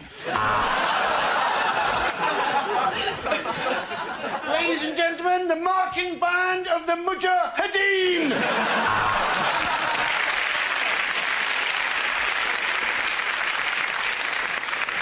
As a treat for the Duke of Edinburgh, the black and white minstrels sing the speeches of Hitler.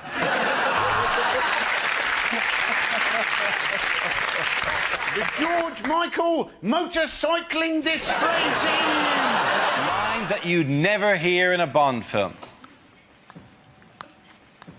Ingenious Q. It's a bomb, but it's also a rucksack.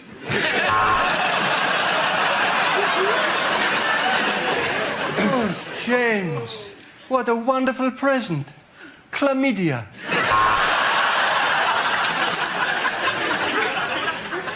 My name is Bond. Mohammed Bond.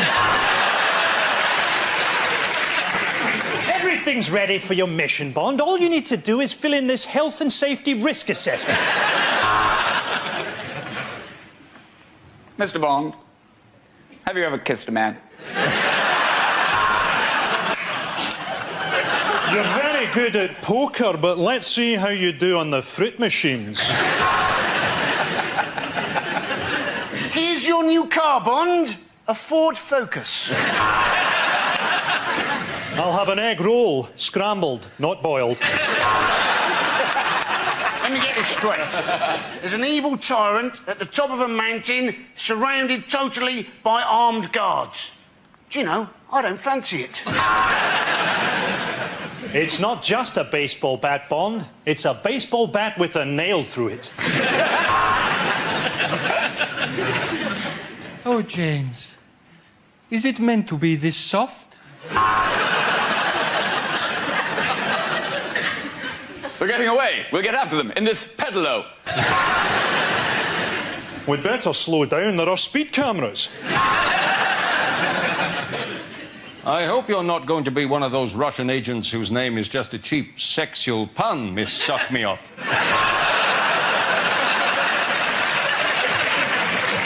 Next topic is TV shows that never made it to air. The boy whose arms and arse and head fell off. He robs from the rich and the poor. It's Robin Hoodie.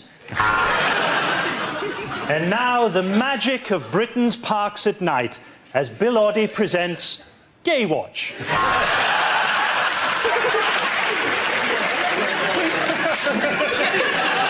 And now on BBC Two, Jack Straw's What Not to Wear. I'm Wayne Rooney, and welcome to Grannies Do the Filthiest Things. Welcome to Blind Date with me, Stevie Wonder. And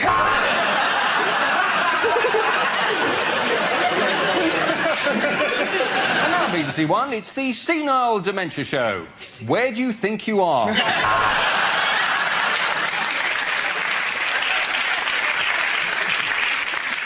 This week on Who Do You Think You Are, Prince Harry traces his family tree with some surprising results. Things to say when leading troops into battle. Cry God for Harry, England and St George. Let us march to the music of Shawaddy Waddy. Soon you'll be at home with your families, in a jar on the mantelpiece.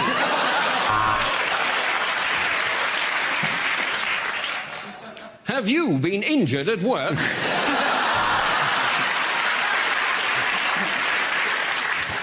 Right, lads, I might... Ah, pins and needles.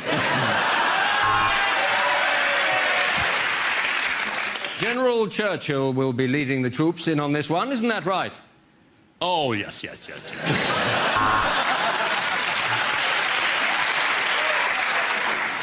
Our best hope is that the enemy kills so many of us, they become slightly depressed.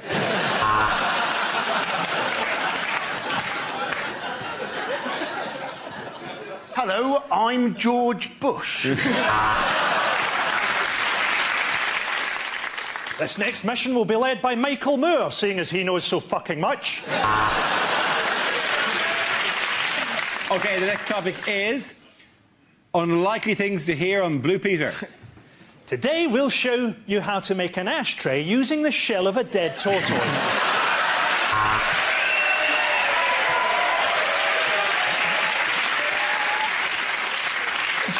And welcome back, John Leslie. Have you ever wondered what it would be like to be a gimp? When we say the vandals have killed the goldfish, we mean they've shat in the pond.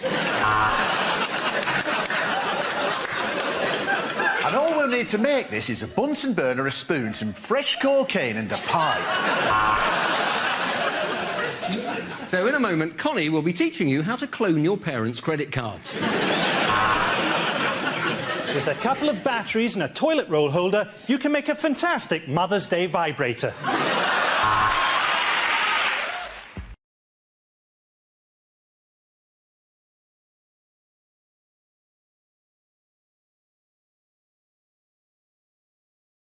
A random news generator with a bank of topics. We spin the wheel, and when it stops, anyone can step forward and try to make us laugh about the subject it's landed on. OK, here we go. Let's spin the wheel for the first topic.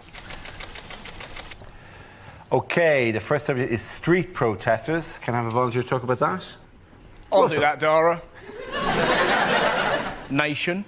So, I love street protesters, they're fantastic. The best I saw, there's a lovely old lady who, since the war in Iraq started, she stands outside the Bristol Hippodrome with a big sign that says, "Toot if you're anti-war." And if you drive past her and go, "Ha," she does this. Now, I'm not sure, I've made her leap many times. I don't know if I'm anti-war or really pro-pensioner leaping. You know, when you kind of go, "Why am I doing this? Ha, stop it! Nah, do it!" They're everywhere, they're brilliant. There's a bloke that I saw the other day, you know, one of those religious godbotherers, it's fantastic, just with a loud hailer, just pointing at people randomly, "You're going to hell, you're going to hell, you're going to hell." Everyone was freaked out, too goth delighted, that's a separate issue, but... He pointed at me and I was freaked out, and then he did something wonderful. He pointed at this really strutting black guy. I don't know why the fact that he's black made it cooler, but it really did, right? Pointed at, went, "You're going to hell." Without missing a beat, this bloke just went, "No, mate, HMV." And he just sat there going, "Oh, oh." Well done, Russell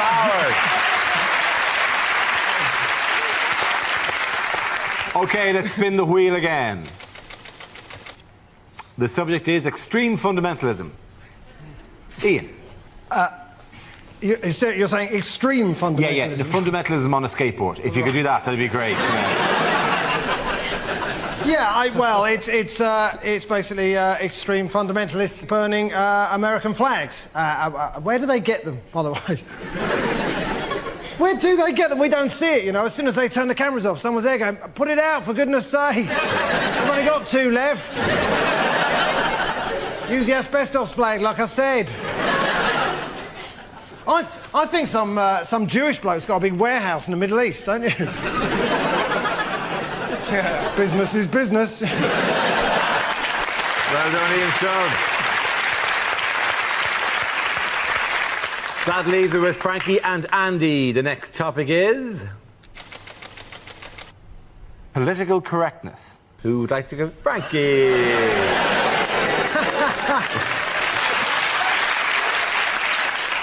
Now, political correctness has changed everything.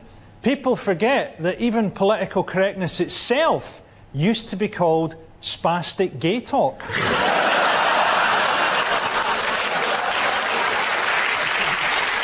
It's not politically correct to say don't give money to charity. I mean, we might want to give money to Africa, but money takes no account of cultural difference or the reality of those people's lives. If you give a man a fish, he'll eat for a day. If you give him a fishing rod, he'll break it up for firewood. Or swap it for a fish. Thank you, man.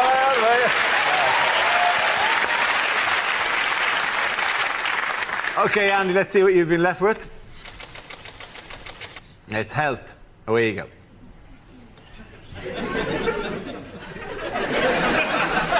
Now, once again, they've been having a go this weekend, about skinny models, saying that they give us a bad body image.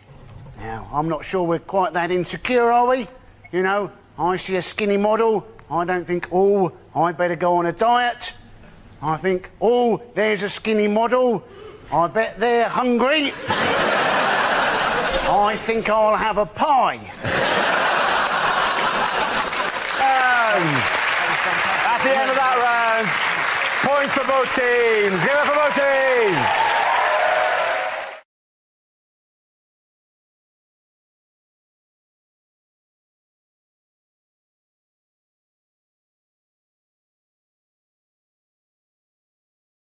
Let's spin the wheel for our first topic.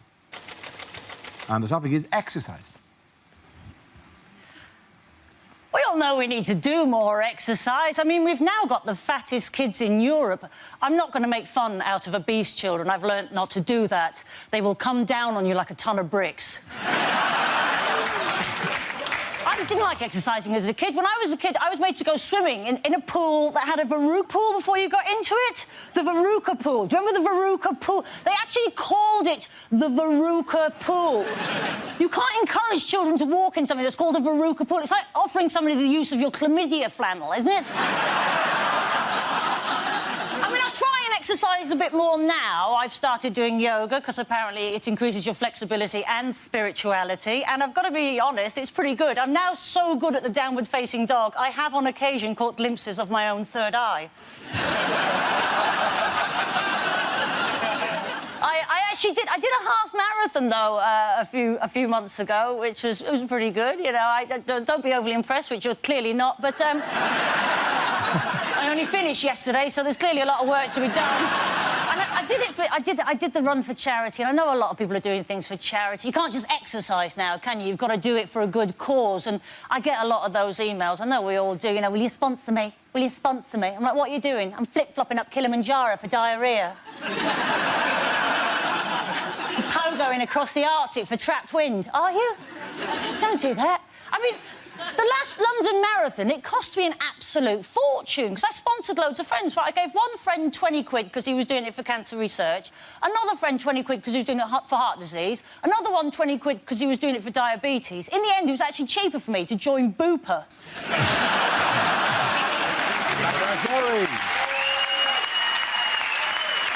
OK, that leaves us with Milton. Let's see what you've been left with. Let's spin the wheel. And the subject is work.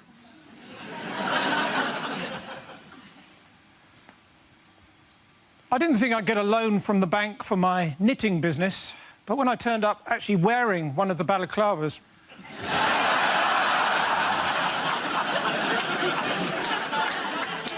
I used to be a weatherman. In fact, does anyone want to buy a broken barometer? No pressure. If there'd been a mix-up, my uncle could have ended up as the next president of the United States. He's an undertaker in the army, or Barack Obama.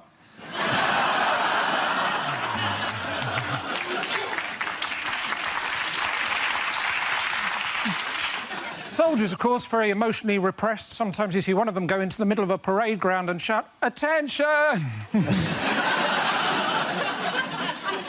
What he needs is a hug. Well, that's what I thought. My dad, he was a soldier, so, of course, as a family, we were always moving around a lot, because he used to use us for target practice.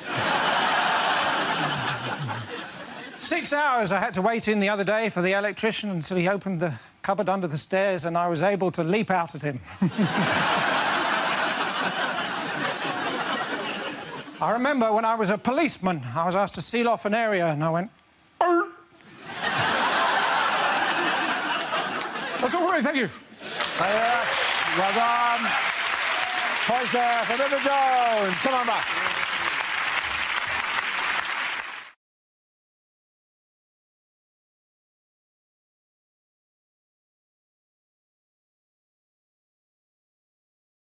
And the first topic is travel. Who wants to come in of that? Chris? Hi. Don't know what's happening. It's all different on the telly. I take public transport quite a lot doing this job. I'm not a fan. I don't really like being in public, walking around. It's nothing... I don't get normal things in public when I'm walking along. I don't get normal interactions. I don't get, "Excuse me, sir, what time is it? Excuse me, where's the train station?" I get, like, "Do you like leaves?" Like... I could write a book on it, right? And the thing is, as a northerner, people said to me before I came to London to do work and stuff, people said, oh, the tube. Oh, the tube's awful, no one talks. No one talks. Good. That's brilliant. I don't want nutters on public transport telling us what they've had for their breakfast, right? I want to be left alone. You know, in the tube, if you've never been in the tube, come to London just to go on the tube. It's an incredible experience. No one, literally, silence. It's amazing. Someone could just burst into flames on the tube, and all you'd get is one man looking up from a Kindle going, prick.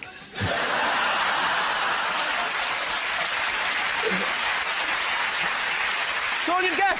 Even the person who was in flames would just be quietly going, excuse me, can I just squeeze past? I'm very sorry. I don't mean to cause a fuss, but I'm in zone 8 of my oyster Carl's mountain. I'm very sorry. Come on, Chris, well done. OK, that leaves us with Rob. Let's see what you've got. Let's spin the wheel again. And the topic is class. Stuck with it. You're stuck with it. Yeah, I'm working class. If you're not sure, there's a little test you can do to see if you're working class or not. You're normally working class if your television is bigger than your bookcase. That's how it works.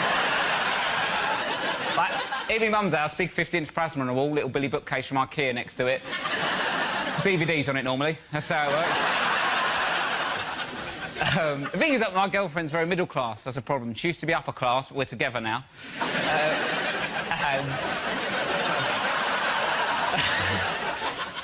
Her sister has got a boyfriend, right, called Rupert. Rupert. That's in the name. I'm not having a go. It's a decent name. I just never thought I'd meet one. Do you know what I mean? I was in the pub with him. Rupert, do you want another Malbec? What's happened to me? And the thing is, though, like, when they go around their house, right, they like in my house, growing up, Saturday night, you'd have dinner on your lap watching You've Been Framed, right? Bit of a chavvy dinner. That's what we used to do. You go around their house, you sit in the conservatory, you have wine, talk about politics, right? And I started thinking, oh, this is how you should do it, innit? This is how you should do dinner. Then after about 10 minutes, I realised I haven't got an opinion and I'd quite like to see a dog fall in a puddle. Well done. Well done to both of you. Points for both of you. Come on back. Well done. Lovely stuff. Come on.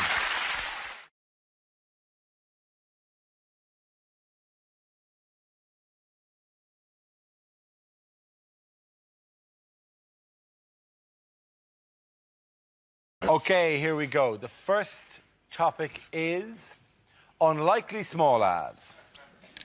Did you see a hit and run in the Cromwell Road on Tuesday night? Please get in touch, because I'm keen to silence any witnesses. Parents, worried about unruly teenagers ruining your house? You need my book, My House, My Rules, by Joseph Fritzl.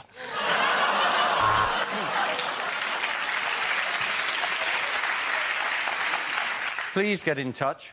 Our eyes met yesterday. You were the blonde undressing in the bedroom. I was the man lurking in your garden. Legs, bums and tums, wanted by cannibal. Slightly used condoms for sale. No weirdos. Are you an alcoholic? There's a sale on at Oddbins.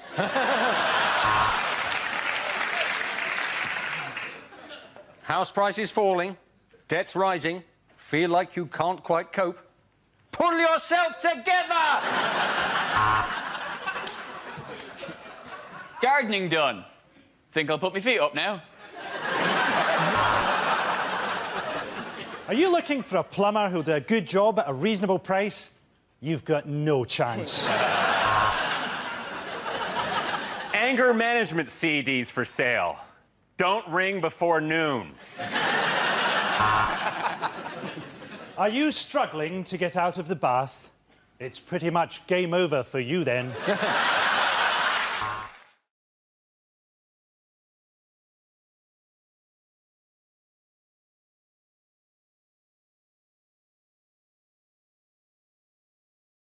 Let's spin the wheel. The next topic is air travel. Who wants to come in on that? Jimmy. So, folks, our government is now talking about giving the pilots guns on the plane. I honestly think somebody in the plane should have a gun. I don't think the pilot is the person that should have the gun. They already have a very important job. If they all of a sudden have to be involved in gunplay, who's flying the plane? Get back in your seat. Get back in your seat. Don't make me go back there. You son of a bitch. Hold the wheel. You. I said put that tray table up. Jimmy, take it.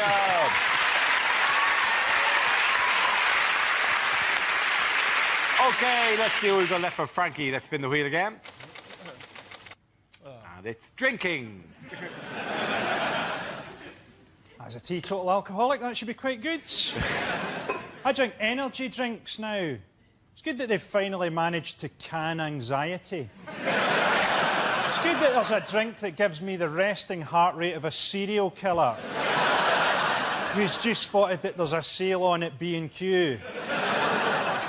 I hate this thing where Guinness always go, oh, we're the national drink of Ireland. Yeah, you're the national drink of a nation of alcoholics.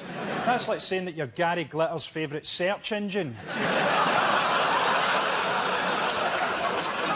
I'm teetotal, right? A concept which Scottish people don't understand. So I did a gig in Fife, and I was on stage, and this guy was going up to the bar, and he went, hey, I'll get you a drink as well. And I went, well, I used to be an alcoholic, so I don't drink anymore, but thanks anyway. And he looked at me for a bit, and then he went, a pint of lager shandy? Frankie Boyle. I'm going to give it to Jimmy and Frankie. Really?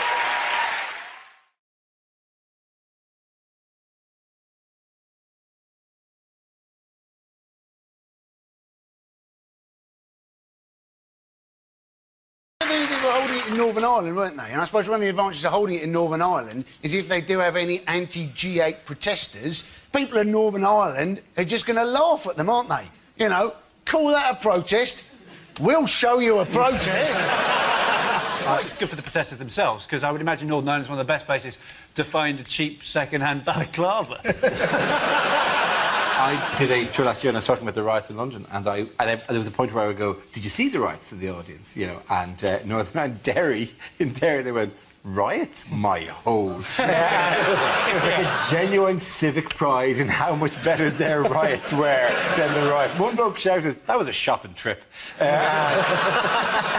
And the reason I brought up always is because there's one thing when it comes to riots, and this may have been like in their mind, there's one thing that they have in Northern Ireland that the rest of the UK don't have when it comes to riots. Do you know what it is? A loyalty card? No. Hello, John. Hello, yeah, back again. Looting you again. Yeah. A genuine grievance?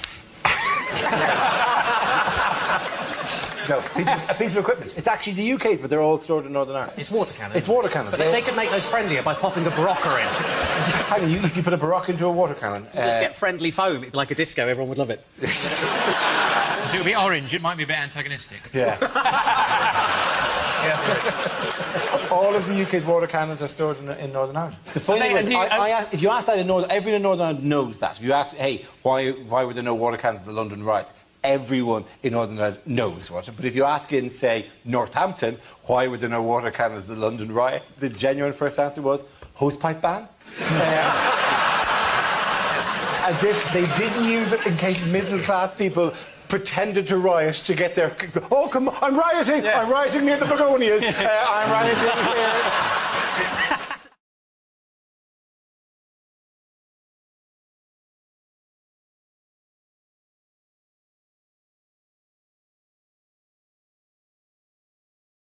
This round is called If This Is the Answer, What Is the Question? On the board are 6 categories relating to current events. For each category, I read out an answer, and the players have to guess what the question might be. David, do you want to choose? Yeah, can I have the environment, please? OK, the category is the environment.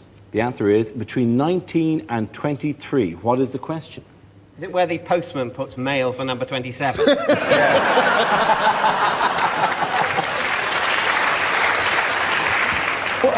What percentage of the vote constitutes a great result for the Liberal Democrats? Is it how much Wayne Rooney will weigh in stone 2 months after he retires? Is it where are the numbers 20, 21 and 22. Or, if you're Peter Stringfellow, how old is too old? Is it the number of times I'd listened to the Coldplay LP before slipping into a fatal coma? Is it how many people actually care about the environment? I mean, actually, genuinely care. Don't say they care, but actually care about it. At a gut level. Well, let's face it, we all have far bigger and more tropical fish to fry. Greenpeace constantly thump on about how we must save this planet for our children, our children's children, and our children's children's children. But hold on, what if they don't have any children?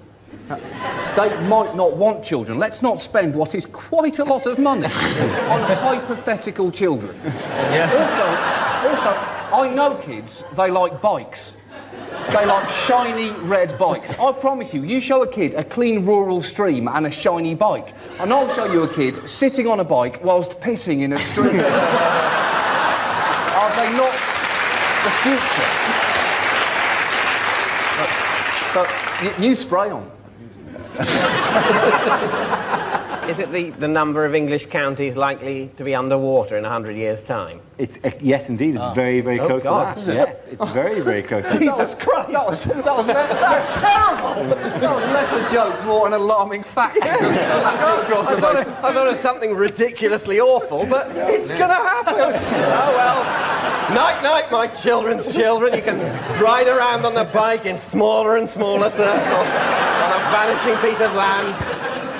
To be honest, Dara, in Scotland we have mixed feelings about global warming because we will get to sit on the mountains and watch the English drown. More pineapple, Huey!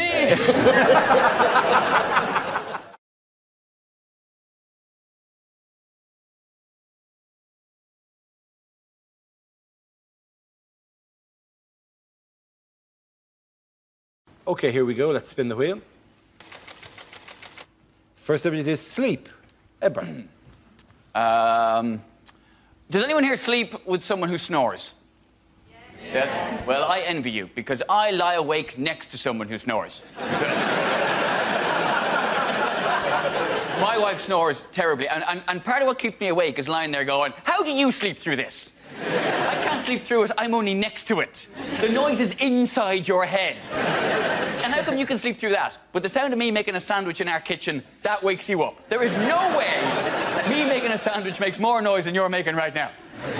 She snores so... She said the cutest thing to me one time, though. She says, do I not sound like a kitten purring? Bless. No. You sound like a cat drowning in porridge. If I had a kitten made that noise, I'd put it down. Apparently she had her nose broken a couple of times when she was a kid. Didn't teach her, she's still bleeding snores. Thank you very much, Ed.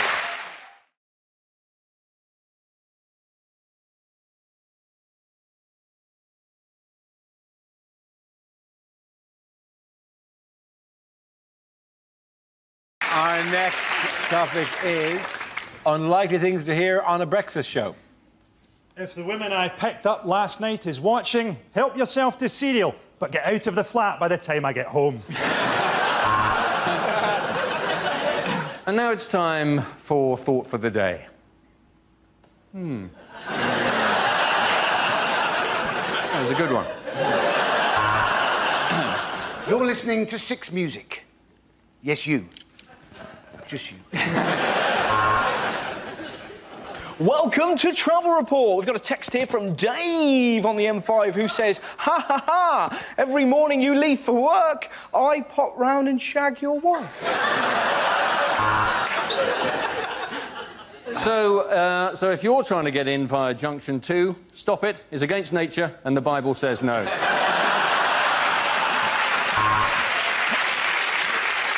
Next, we speak to Fern Britton about having her stomach stapled, this time to an enormous chocolate cake.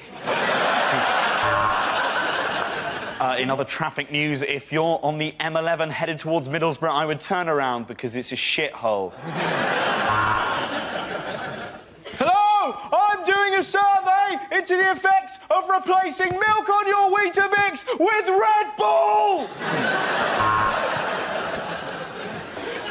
And we can see there's been an accident northbound on the M1, and it is a beauty. Welcome to Radio Tourette's, you shit monkeys. You may think of it as a breakfast show. I had mine at 4:30. Later, Vanessa Feltz will be joining me on the settee, and I'll be bouncing through the fucking ceiling. OK,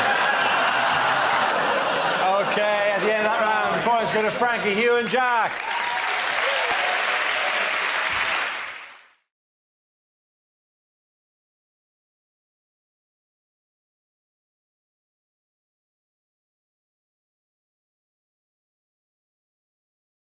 Unlikely things to hear on Crime Watch.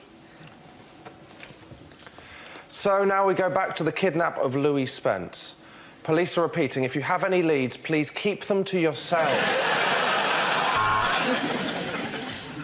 And now, Crime Watch appeal.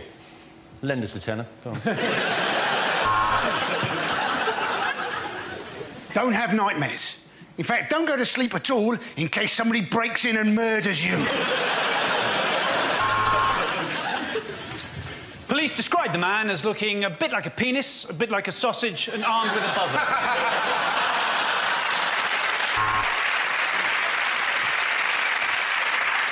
A woman appears to have robbed a dairy farm, making off with a bin bag filled with cottage cheese. Oh no, Kim Kardashian's got leggings on. Do not approach this man. He is a professional counterfeiter. He even has the certificates to prove it.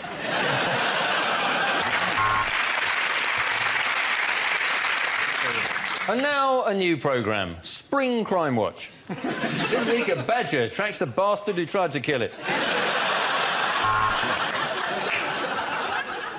Hello, and welcome to Crime Watch. Here's a crime. Let's watch.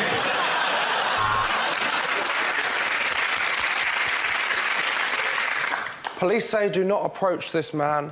He has an iPhone 5 and will not shut up about it. And we're just getting news that the superglue prankster is still on the loose.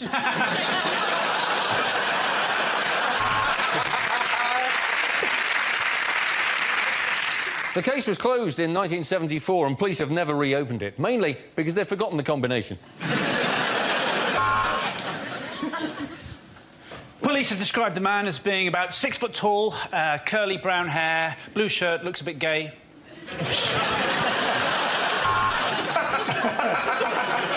Bang on. Yeah. Did you see a policeman knock over a newspaper seller? No, you didn't.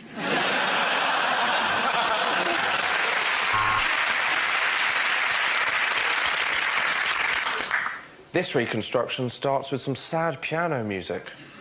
Never a good sign, is it? Have you seen anyone acting suspiciously? You were probably watching Hollyoaks. Do you recognise this man? Neither do we. Oh. Wait. I'm not going to be able to protect you. Do you recognise this man? Neither do we, but apparently he's been on Celebrity Big Brother. I think that was worth it, don't you? Oh, hello. Oh, hello. Hello.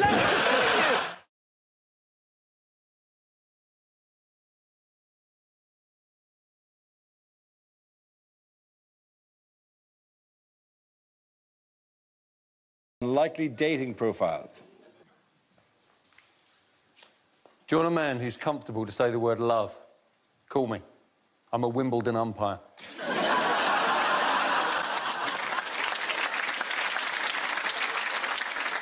Hey, do you like it when two bodies come together and fall into great ecstasy? Me too. Let's find some and watch them from the bushes. Once you go Asian, you'll never go Caucasian. True story? All right, long walks on the beach. A pebble beach, barefoot. I love pain. I love pain!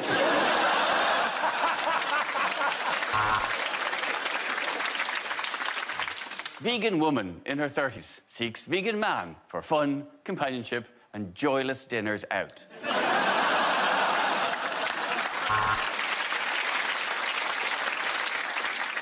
And would it impress you to know that I typed out this entire profile using my dick?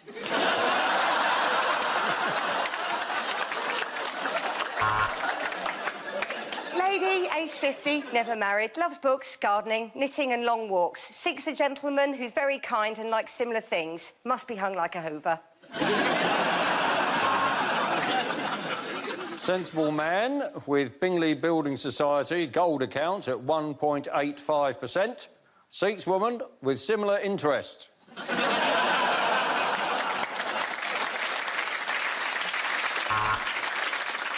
Hello, I'm looking for a bloke called Dave. He's been hanging out in Nice, apparently got his trotters up.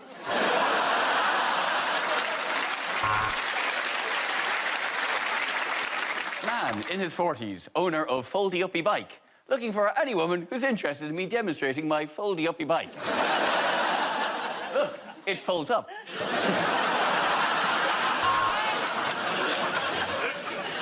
Ambitious man with no sense of work-life balance seeks woman... I haven't got time for this.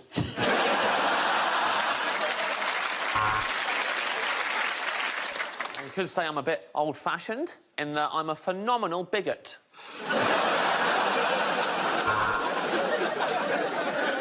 Man with huge belly seeks concave woman.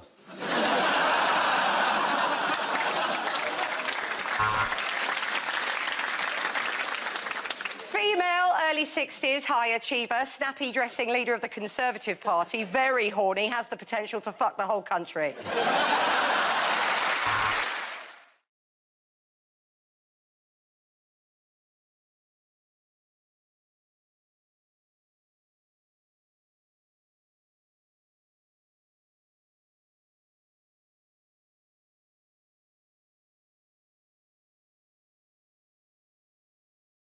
Next topic is things that would change the atmosphere at a dinner party. Ignore the banging. She's been in there for 24 years. Help yourself to Nibbles. He was our favourite hamster, but it's what he would have wanted. Are you sure this is pork? It's just because Mike Crackling has a tattoo. Don't worry, we don't say grace. We just sacrifice a child to the great god Imhotep. Doorbell! Excellent. That'll be Heather Mills and James Blunt. Hope he's brought his guitar. I hope nobody's allergic to nuts, because I like to rest mine on the table. Well, this is absolutely lovely. I say we all raise a glass to the Fuhrer!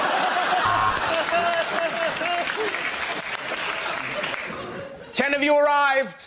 Only one will leave.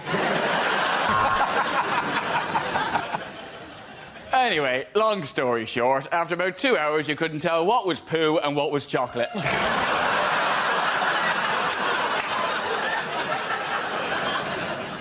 There is a vegetarian option. You can fuck off.